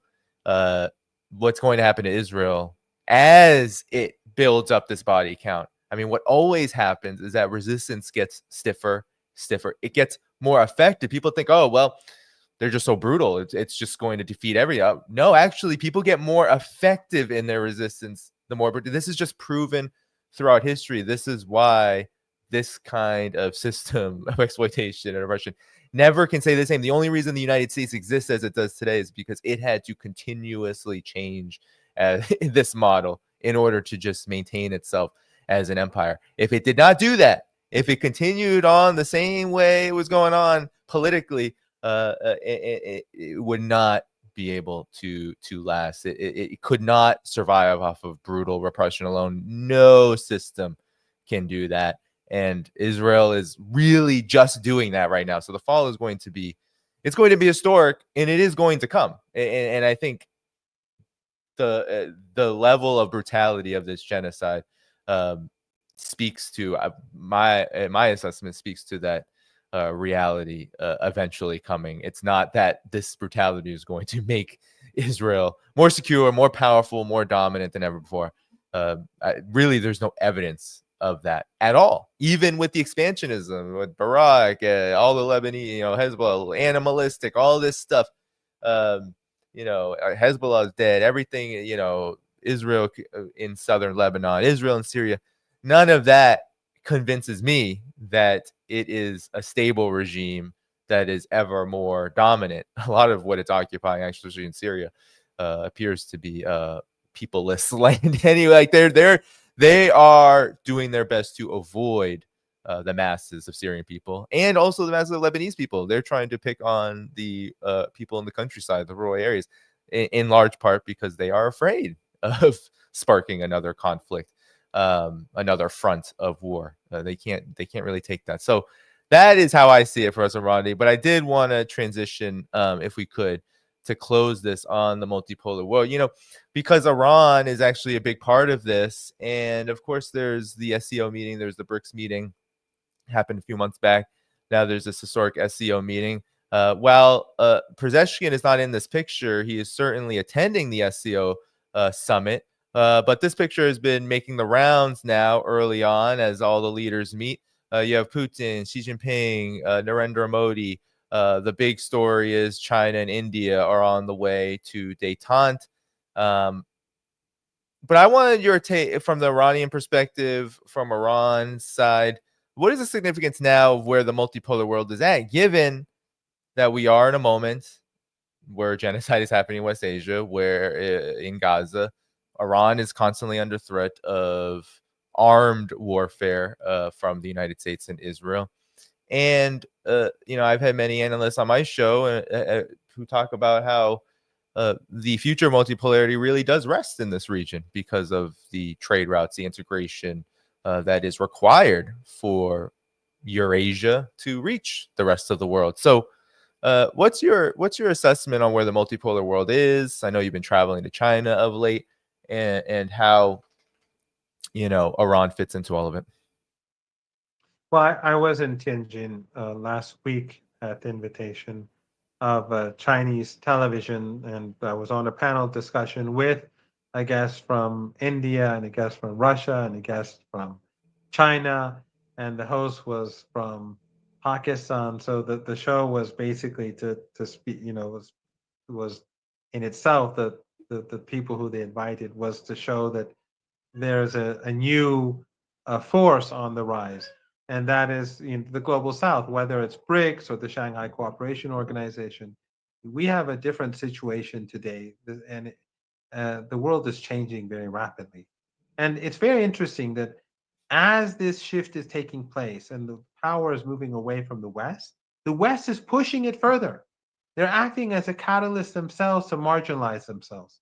So they antagonize India, they antagonize Brazil, they antagonize Russia, and of course China, and they antagonize Iran. Right now, this whole issue about the snapback mechanism, the Europeans are antagonizing Iran even further. They've basically told the Iranians that we are your enemy. We, the Europeans, the West, we did not perform. We we did not abide by our commitments. You did. And more importantly, we didn't even use the dispute mechanism for the so-called snapback. They violated the deal. It's for Iran, it's completely illegitimate, and the Russians and the Chinese have said the same. But more importantly, and it's not going to have a major impact on, if any, on Iranian business. It's going to have a psychological effect for a few weeks, or a couple, 2, 3 months. But if things at the end, the Iranians are going to see it's not going to have any real economic impact. But what it does is that it sends another message to ordinary Iranians that we don't want you. So the Europeans and the Americans are telling everyone that we don't want you. We don't want to have anything to do with you. And so they're incentivizing people across the global south to move closer to each other. And you see that in Iran. You see that the liberals in Iran and the youth in Iran, who I alluded to earlier, by the way, in our discussion, they are seeing the reality. They're seeing the genocide. They're seeing the hypocrisy, the deceit, and how the West, when Iran was abiding by its commitments, now the West is not only violating their commitments, but they are using the triggers, the so-called snapback provision in an illegitimate way. So what they're doing is they're telling all Iranians that we are not to be trusted, we are not your friends, we want to harm you. And that's what they're doing across the global south. So the West is acting like a catalyst to speed up the process of a multipolar world. And the fact is, Danny, that I don't know what's going to happen. I don't know if we're going to have a better world or not. But what we have now is unacceptable. We've reached a dead end. And we wake up in the morning seeing dead bodies, and we go to bed at night seeing more dead bodies, and we see Western diplomats and Western journalists and Western leaders trying to tell us that this is all okay. This is not sustainable. So economically, the incentive is to tilt towards BRICS and the Shanghai Cooperation Organization. Politically, socially, culturally, the West has done so much to incentivize. When I went to Tianjin, there was a small audience. They were university students. 3 of them were from Iran, 2 young women and a young man, from Pakistan, from Myanmar, from different countries, from Russia. And that didn't exist 10, 15 years ago. Everyone always went to the West to study, especially the better students. That's changing. And of course, the US policy towards students, arresting a young woman for writing an article in a university newspaper and all that, and ICE and their policies, they too are acting like a catalyst. So the world is changing very rapidly. And Iran is very much going to be a part of the Shanghai Cooperation Organization, BRICS, and there's a consensus among the political establishment. And people shouldn't put too much, sometimes I see people show me a sound bite or a quote from the president or some MP or some politician. The consensus in Iran is to move towards this new world order and multipolarity. The decision has been made, and there's nothing that the Americans and the Europeans can do about it. And the Israeli regime should be very worried, because as the West declines, the Israeli regime declines. Because the Israeli regime itself is a weak and puny and completely dependent genocidal regime. Right. And when its parent regimes lose out economically, they lose their influence, that means the Israeli regime loses as well. I'm very glad you brought up this point, Professor Marandi, because I did want to ask you, there's a lot of criticism I see coming up online. I think a lot of people are sick and tired of the genocide, and I understand this in the collective West, especially the United States. I understand it, but I don't accept it. I understand the feelings of being horrified and wanting it to stop. I don't accept what I've been seeing lately about then turning attention on, let's say, China, let's say Russia, and saying, oh, they aren't doing enough. Because what I see, and I'm curious about your perspective from Iran, is that one of the things you just mentioned is so critical, because China, Russia, even India's support. I know big partners with Iran economically. That support helps Iran build up its own indigenous capabilities to not only defend itself, but also to uh, uh, continue to develop despite massive sanctions that are on it. And then that reality ensures that Iran can support the Palestinian people like it does in the region, which is, of course, the most important focal point of resistance to the genocide. If the region, if players who are and people and nations who are committed to seeing Palestine liberated don't have support from anybody, don't from a multipolar world, it's going to be much weaker. So that's how I see it. But I'm curious about how you see it in terms of the tangible impact of being a part of this multipolar world, how it does benefit countries like Iran, and therefore this argument that you just made, which is that the stronger a multipolar world gets, the more difficulties, let's say, the US has. If the US is more isolated, the US becomes weaker. Therefore, Israel becomes weaker. So your assessment of this? Well, we don't live in an ideal world. If we lived in an ideal world, there would be no apartheid, there would be no Zionism, there wouldn't be a Bill Gates having dinner or whatever he's doing with Trump in the White House after what they both, the relationship that both of them had with Epstein. We wouldn't be living in that sort of world. Our responsibility is to push as hard as we can wherever we are for our governments to change their policy.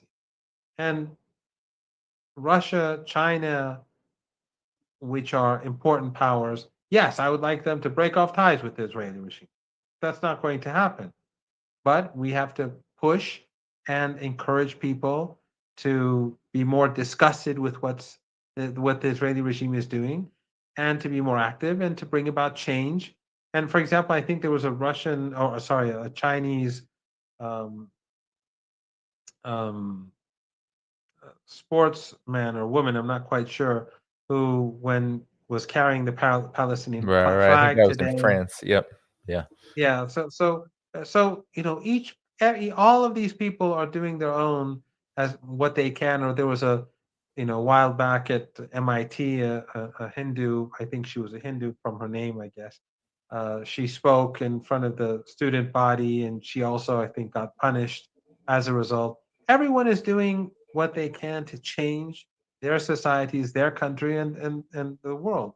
So we have to do what we have to do, but at the same time, I it's sort of like sometimes some of these people come up to me and say, how they ask me, how do the Chinese, the Chinese treat the Muslims in terribly, and first of all, there are no images. People in China have cell phones.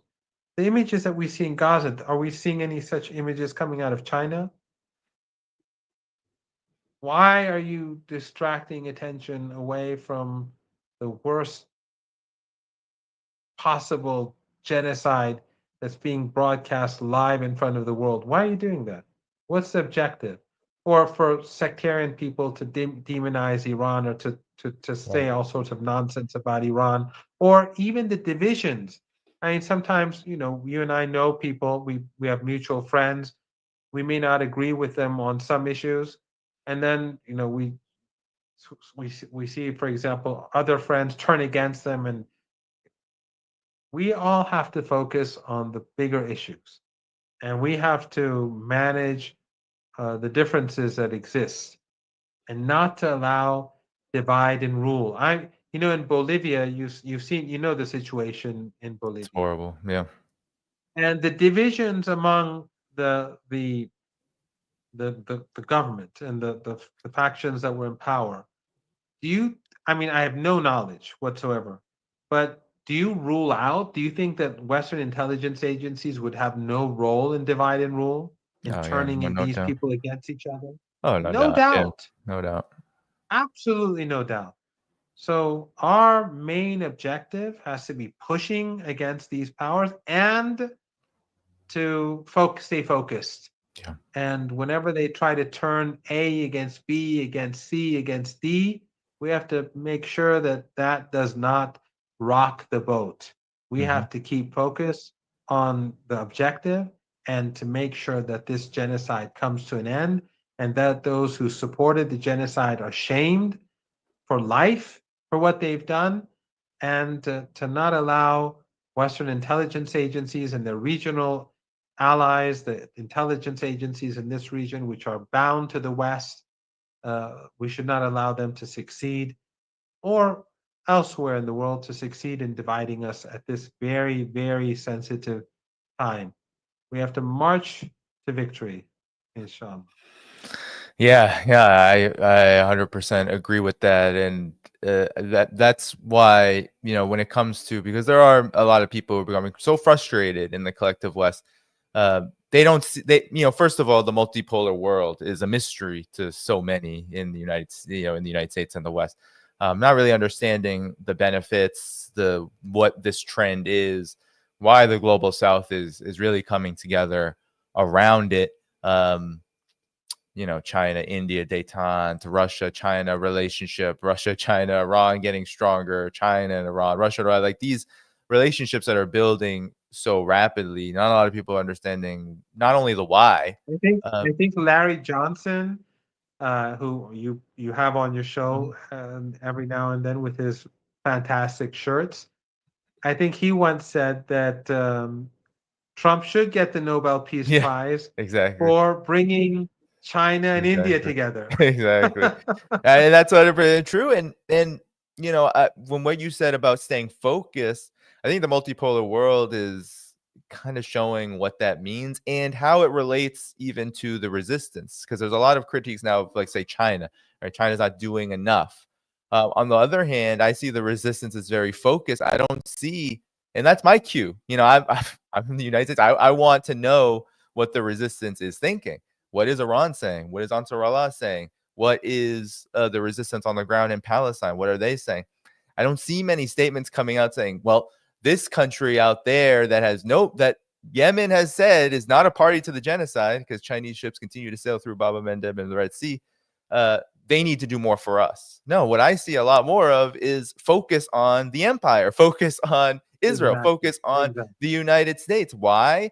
Because that is where the problem actually resides. Because whatever considerations, let's say, China has, that is for Chinese people and for China to decide. And there might be very legitimate reasons why making more confrontations with Israel, meaning more confrontations with America, could bring more problems and may not. I don't know. The CPC has more experience than me in what it's like to be involved in wars, to engage in wars.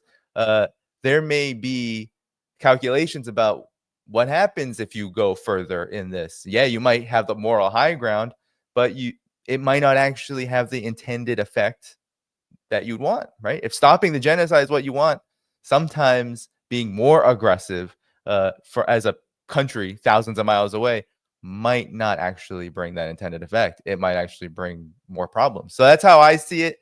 I look at the resistance and say, well, they're looking at the multipolar world as a tangible, beneficial trend for them, and the focus should be on the empire. But what's your take? I think you're correct that the resistance is not trying to antagonize the anyone in the global south, and in the West they're trying to. I think Hamas actually um, thanked some of Western. The foreign minister of, not quite sure, but Hamas in a statement thanked some Western officials who resigned because they were opposed to their government's policy on the genocide in Gaza. And in the case of Iran, as the driving force or the leading force behind the axis of resistance, Iran is not going to demonize China or Russia. Why make them the issue? Because you think that they're not doing enough? I mean, the problem lies elsewhere. The problem is with those who are supporting the genocide and the Holocaust. That should be the focus. We should not make China the issue or Russia the issue. Or someone could say, well, why did Iran fire instead of 550 missiles? Why did they fire 700 missiles? Well, Iran was the one who was firing the missiles. Go and put pressure on those who didn't do anything for the people of Gaza. as individuals, yes, we have a responsibility to push. We have a responsibility to push, especially those countries that are helping, those who are assisting the Israelis in our region, who are doing business and trade, who've been doing business and trade, facilitating or who have diplomatic relations. We should be focused on them first and foremost. But the axis itself, they're not going to do that. We have to do that. Why should we expect uh, Hamas to attack Egypt? They're Needs already Egypt. at war. To expect them to attack, Yes, they're already at war with Israel. Israel is we can at war with. criticize Egypt. We can criticize Right.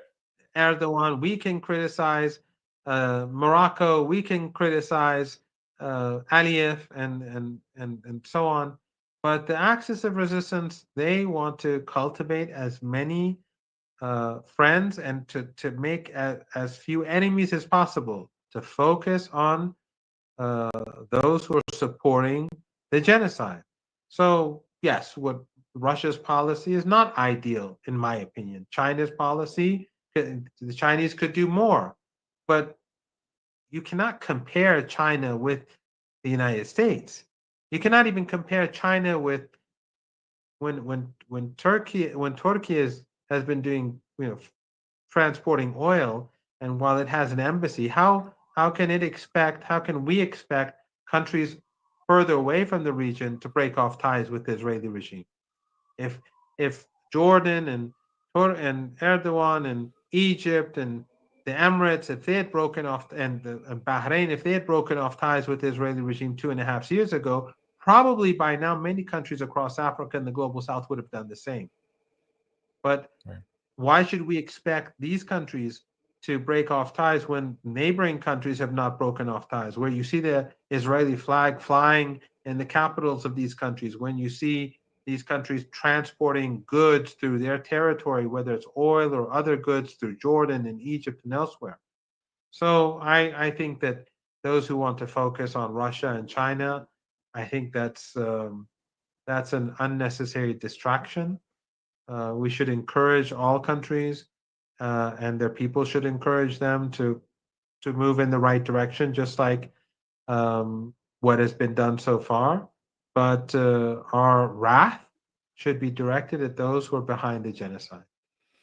Right. And what you said earlier about we don't live in an ideal world, we live in a real world. And, when it comes to, for example, critiques of, let's say, China around the policy, in an ideal world, yes, I would love China to be militantly confronting Israel, cutting off diplomatic ties, trade, all of this. But then when we look at the real world, to expect China, developing country that is technically at war, it doesn't declare war. It's not saying it is at war. But everything the United States is doing to China is akin to war. If Taiwan is a province of China, for example, and the United States has literal Green Beret troops on parts of Taiwan, Kinmen, for example, if that is the reality, then China is technically at war with the United States, whether it wants to admit it or not, based on global realities and geopolitical realities and its own needs. So to expect, or as you said, China to completely change its overall approach, which is not only beneficial to China, but also has net positives, in my assessment, to stay true to a multipolar world, to build bridges, to help. It helps the resistance when you have strong ties with Iran, when you have strong ties with Yemen, even Ansar, that when you have these ties with these forces, especially countries that are actually standing up to the genocide, there's a net benefit there. To build prosperity in the global south has a net positive for the resistance in the region, for Palestine as a whole.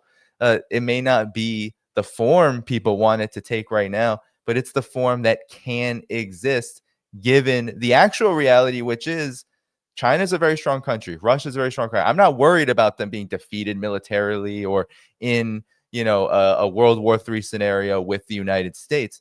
But people have to understand the United States will protect Israel at all costs. Any hint of a threat to Israel from anyone far, this is why it's so difficult. I mean, look at the Arab regimes, for us, right? they're puppets. So they will bow to Trump or whoever's president of the United States. They will secretly support or openly support Israel because they are puppets. But the minute that any of those regimes say, forget about it, they're gone. I mean, they're gone. It's up to the people of those countries to change the reality. And for China, if it were to rock the boat, China has to consider its country and the overall effect of what it means to find itself in an even more tenuous position vis-a-vis the United States. Because the United States, it's not rational. People think, oh, well, the U.S., it can't do this, it can't do that, so it won't. The United States will. The United States in its what ended up being much less of an extreme military intervention against Iran in this 12-day war, so-called.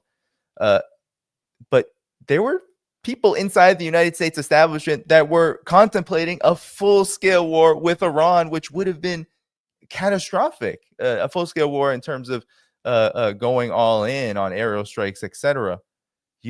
People need to understand that the United States will do everything, the U.S. political establishment, not the people, everything to save Israel. So this is the calculation that all countries around the world, whether they're friendly countries or whether they're mere puppets, they have to confront. Doesn't mean that it shouldn't be different.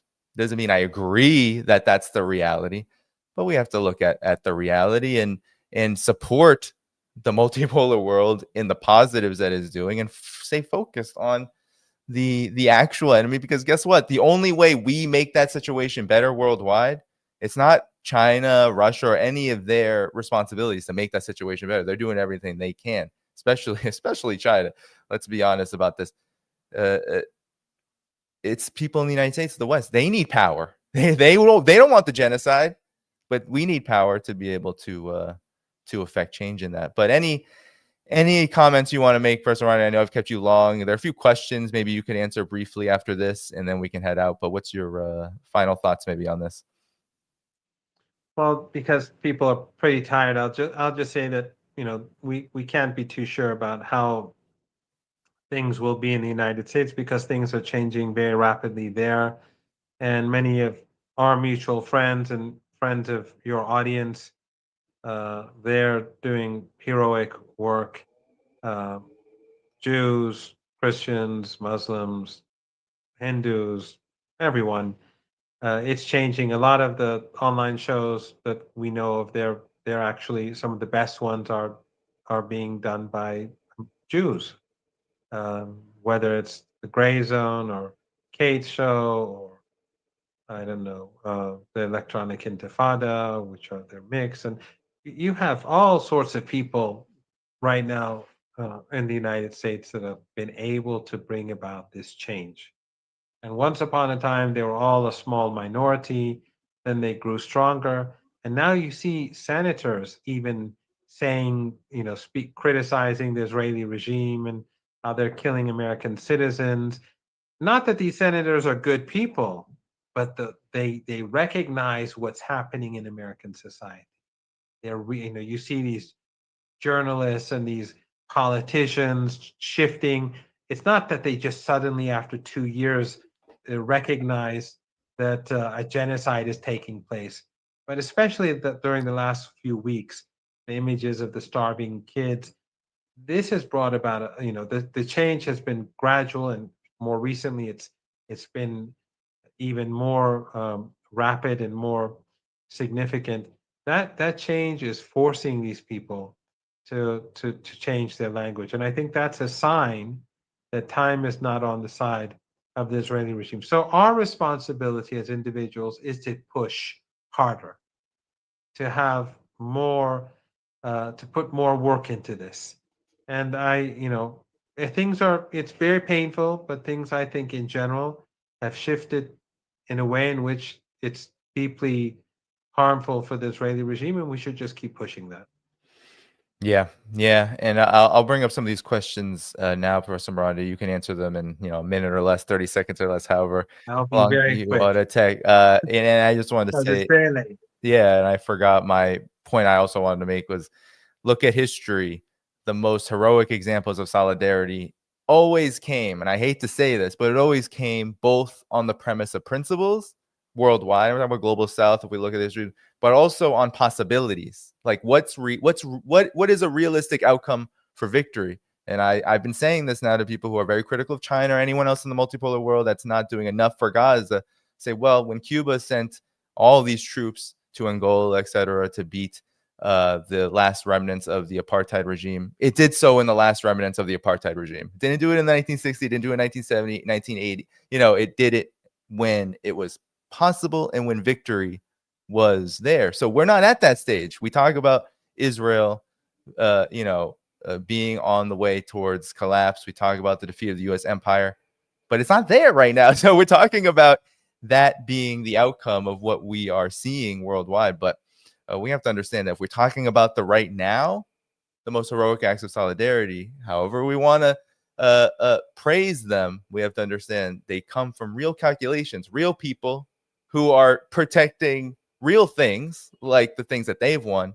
They do things based on not only just because they're moral, but because they will succeed. And so people need to ask themselves this question when they say, well, anybody can just do anything at any time. It's not the reality of the situation. That's at least my opinion. But let's get to some of these questions, Professor Marandi. So here we go. Okay, well, I'll give you this one. It's a very generous super chat.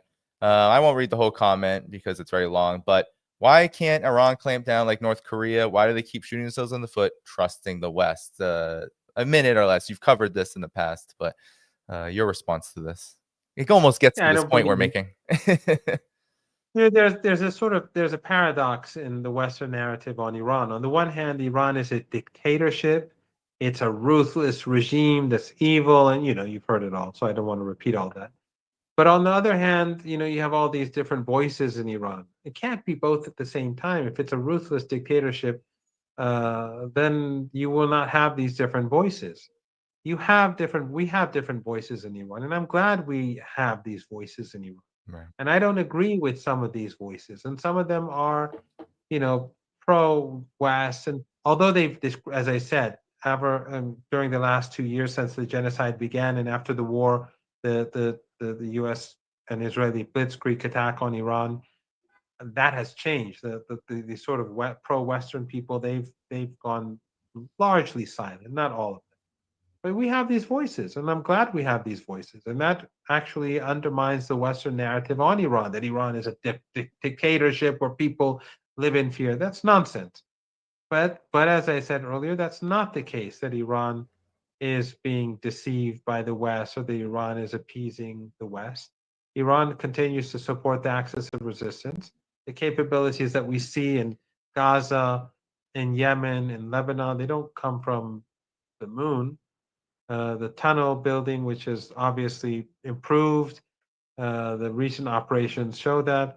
I think that by now we can safely say that Hamas, Hezbollah, Islamic Jihad in Yemen, if European capitals want a new metro line, these people can do it for them much better than their own companies can. They're very good at this sort of thing now.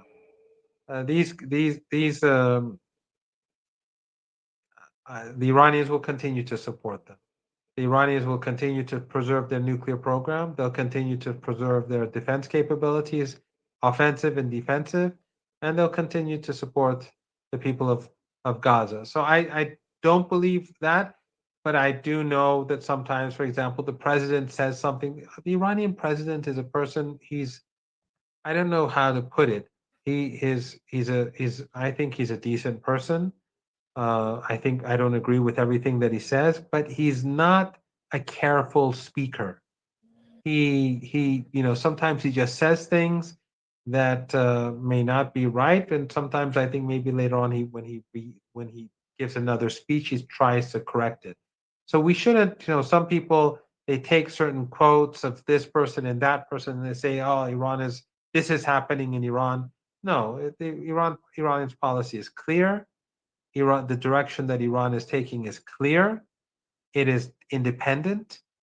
It is supportive of the resistance. It heads the axis of resistance, but at the same time, it is not going to silence, voices in Iran. I don't think that's right. All Anyway, right. Yeah. Well, let's I know I know we're getting to the time difference is 7.5 hours, everyone, if you're Eastern Standard Time for some Marandi. So it is late. We're heading toward yeah, tomorrow it's here. pretty late. All right. So here's one to any possibility Russia may have aided Israel during the 12-day war. See, this is the Any mindset possibility that what? is that Russia may have aided Israel against Iran during this is the thinking though that is emerging as Yeah. people become more cynical. But Yeah. your thoughts? Yeah. I mean, look, Ru- I've seen some people who are very pro-Russia who say that Russia wanted to help Iran in the past, but uh, like Iran refused. And I've heard other people say that Russia betrayed Iran. You know, there's there's no evidence of either. There have been instances in the past where the Russians didn't give Iran what Iran wanted, Right. but that's always going to happen. And there have been instances where Iran didn't give to Russia everything that it wanted when it came to Ukraine. Iran helped Russia because Iran believed that NATO was the problem, but it couldn't, it didn't agree to everything that Russia wanted. And Russia, when it came to certain defense things that Iran wanted for defense, Russia either didn't have it, they said they were using it for their own war, or for whatever reason, Iran didn't always get what it wanted. But the two countries have always had a good relationship. In Iran recently, someone went on an online TV program and claimed that the Russians gave Israel intelligence about Iran so that it could attack our air defenses. He had no evidence for this. And he's one of those people who's always been hostile towards Russia and China and very pro Right. Western. Right. And I think he had a political agenda. First of all, Russia does not have information about most of Iran's air defenses because most of Iran's air defenses are not Russian. Many of them are Iranian made, or some of them are purchased from other, and Iran moves them around. Even their Russian equipment, they move them around. The Americans have more satellite intelligence over Iran than the Russians do. So, and what evidence does anyone have that the Russians did that, gave that information to the Israeli regime? Yes, there's sometimes Russia holds back on certain things because the Russians tell the Iranians, look, we have 2 million Russians in Israel. Yeah. And the Iranians recognize that. Right. It's not for Iran, that doesn't make the Iranians happy, but to say that the Russians betrayed Iran, I think these people who say that are people who want to create division between Iran and Russia, that make ordinary Iranians hostile to Russians, make Russians hostile to Iranians, just like what we were discussing earlier with regards to Bolivia, Yeah. right? That the West and their people or some others, their agenda is divide and rule. Some people are useful idiots, like the Iranian person who went and said this, and some people are just sinister. Yeah. Yeah. Yeah. Well, this actually isn't a question. This is a joke. Sparky is a frequent contributor here. Couldn't Iran get President Trump on their side by making a deal having Trump branded caviar and yogurt? Iran offers many other products, but even Trump knows Iran has these. Sparky is great. They always bring these repeat. Yeah, well, some I feel say like that they have a lot. Yeah. they maybe a Trump tower somewhere in Iran, but the problem is that being Trump, it would be probably a very building full of corruption. So, but yeah, some say we should allow him to make a Trump tower on Quiche Island in the Persian Gulf or something. Right. Yeah. Well, we can close here. I'll just say on this last point, because some people have been throwing around this term patriotism for why certain people defend China, defend the multipolar world. I want to say that that's a ridiculous Cold War trope. You got to be very careful with the words you use because to call a U.S. citizen a patriot for another country is literally inciting government repression on that person. So if you're doing that, stop it, because that's ridiculous. Because any position you see here defending the multipolar world or China vis-a-vis this question is because I see a better world in birth. I think Professor Marandi sees a better world in birth. I, for one, as a person of the United States, will defend that better world in birth to the extent that I can.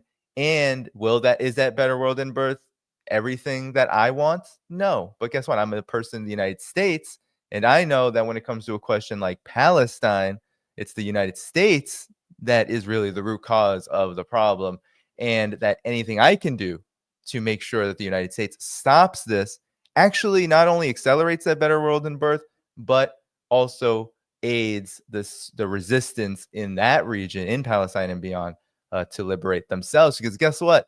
Throughout modern history, throughout all of history, people liberate themselves. Maybe people think Palestinians are just victims being slaughtered, that they have no agency, they can't do anything. I don't believe that. I don't believe that about Iran. I don't believe that about Yemen. I don't believe that about Hezbollah and the resistance in Lebanon. Anybody. I don't believe in it. This is not the channel for you if you believe that. But in any event, Professor Marandi, great to be with you. We will close up here. Everybody, go to the video description where you can support this channel. Hit the like button before you go. That's the great way for free to support this channel. If you can, of course, Patreon, Substack, and many more are available. Thank everyone. Thank Professor Marandi with a like, because that will boost this conversation even further if you have not already, because he stayed up very late to continue this conversation. Without further ado, everybody, have a good Labor Day weekend. I'll see you in September. Bye-bye.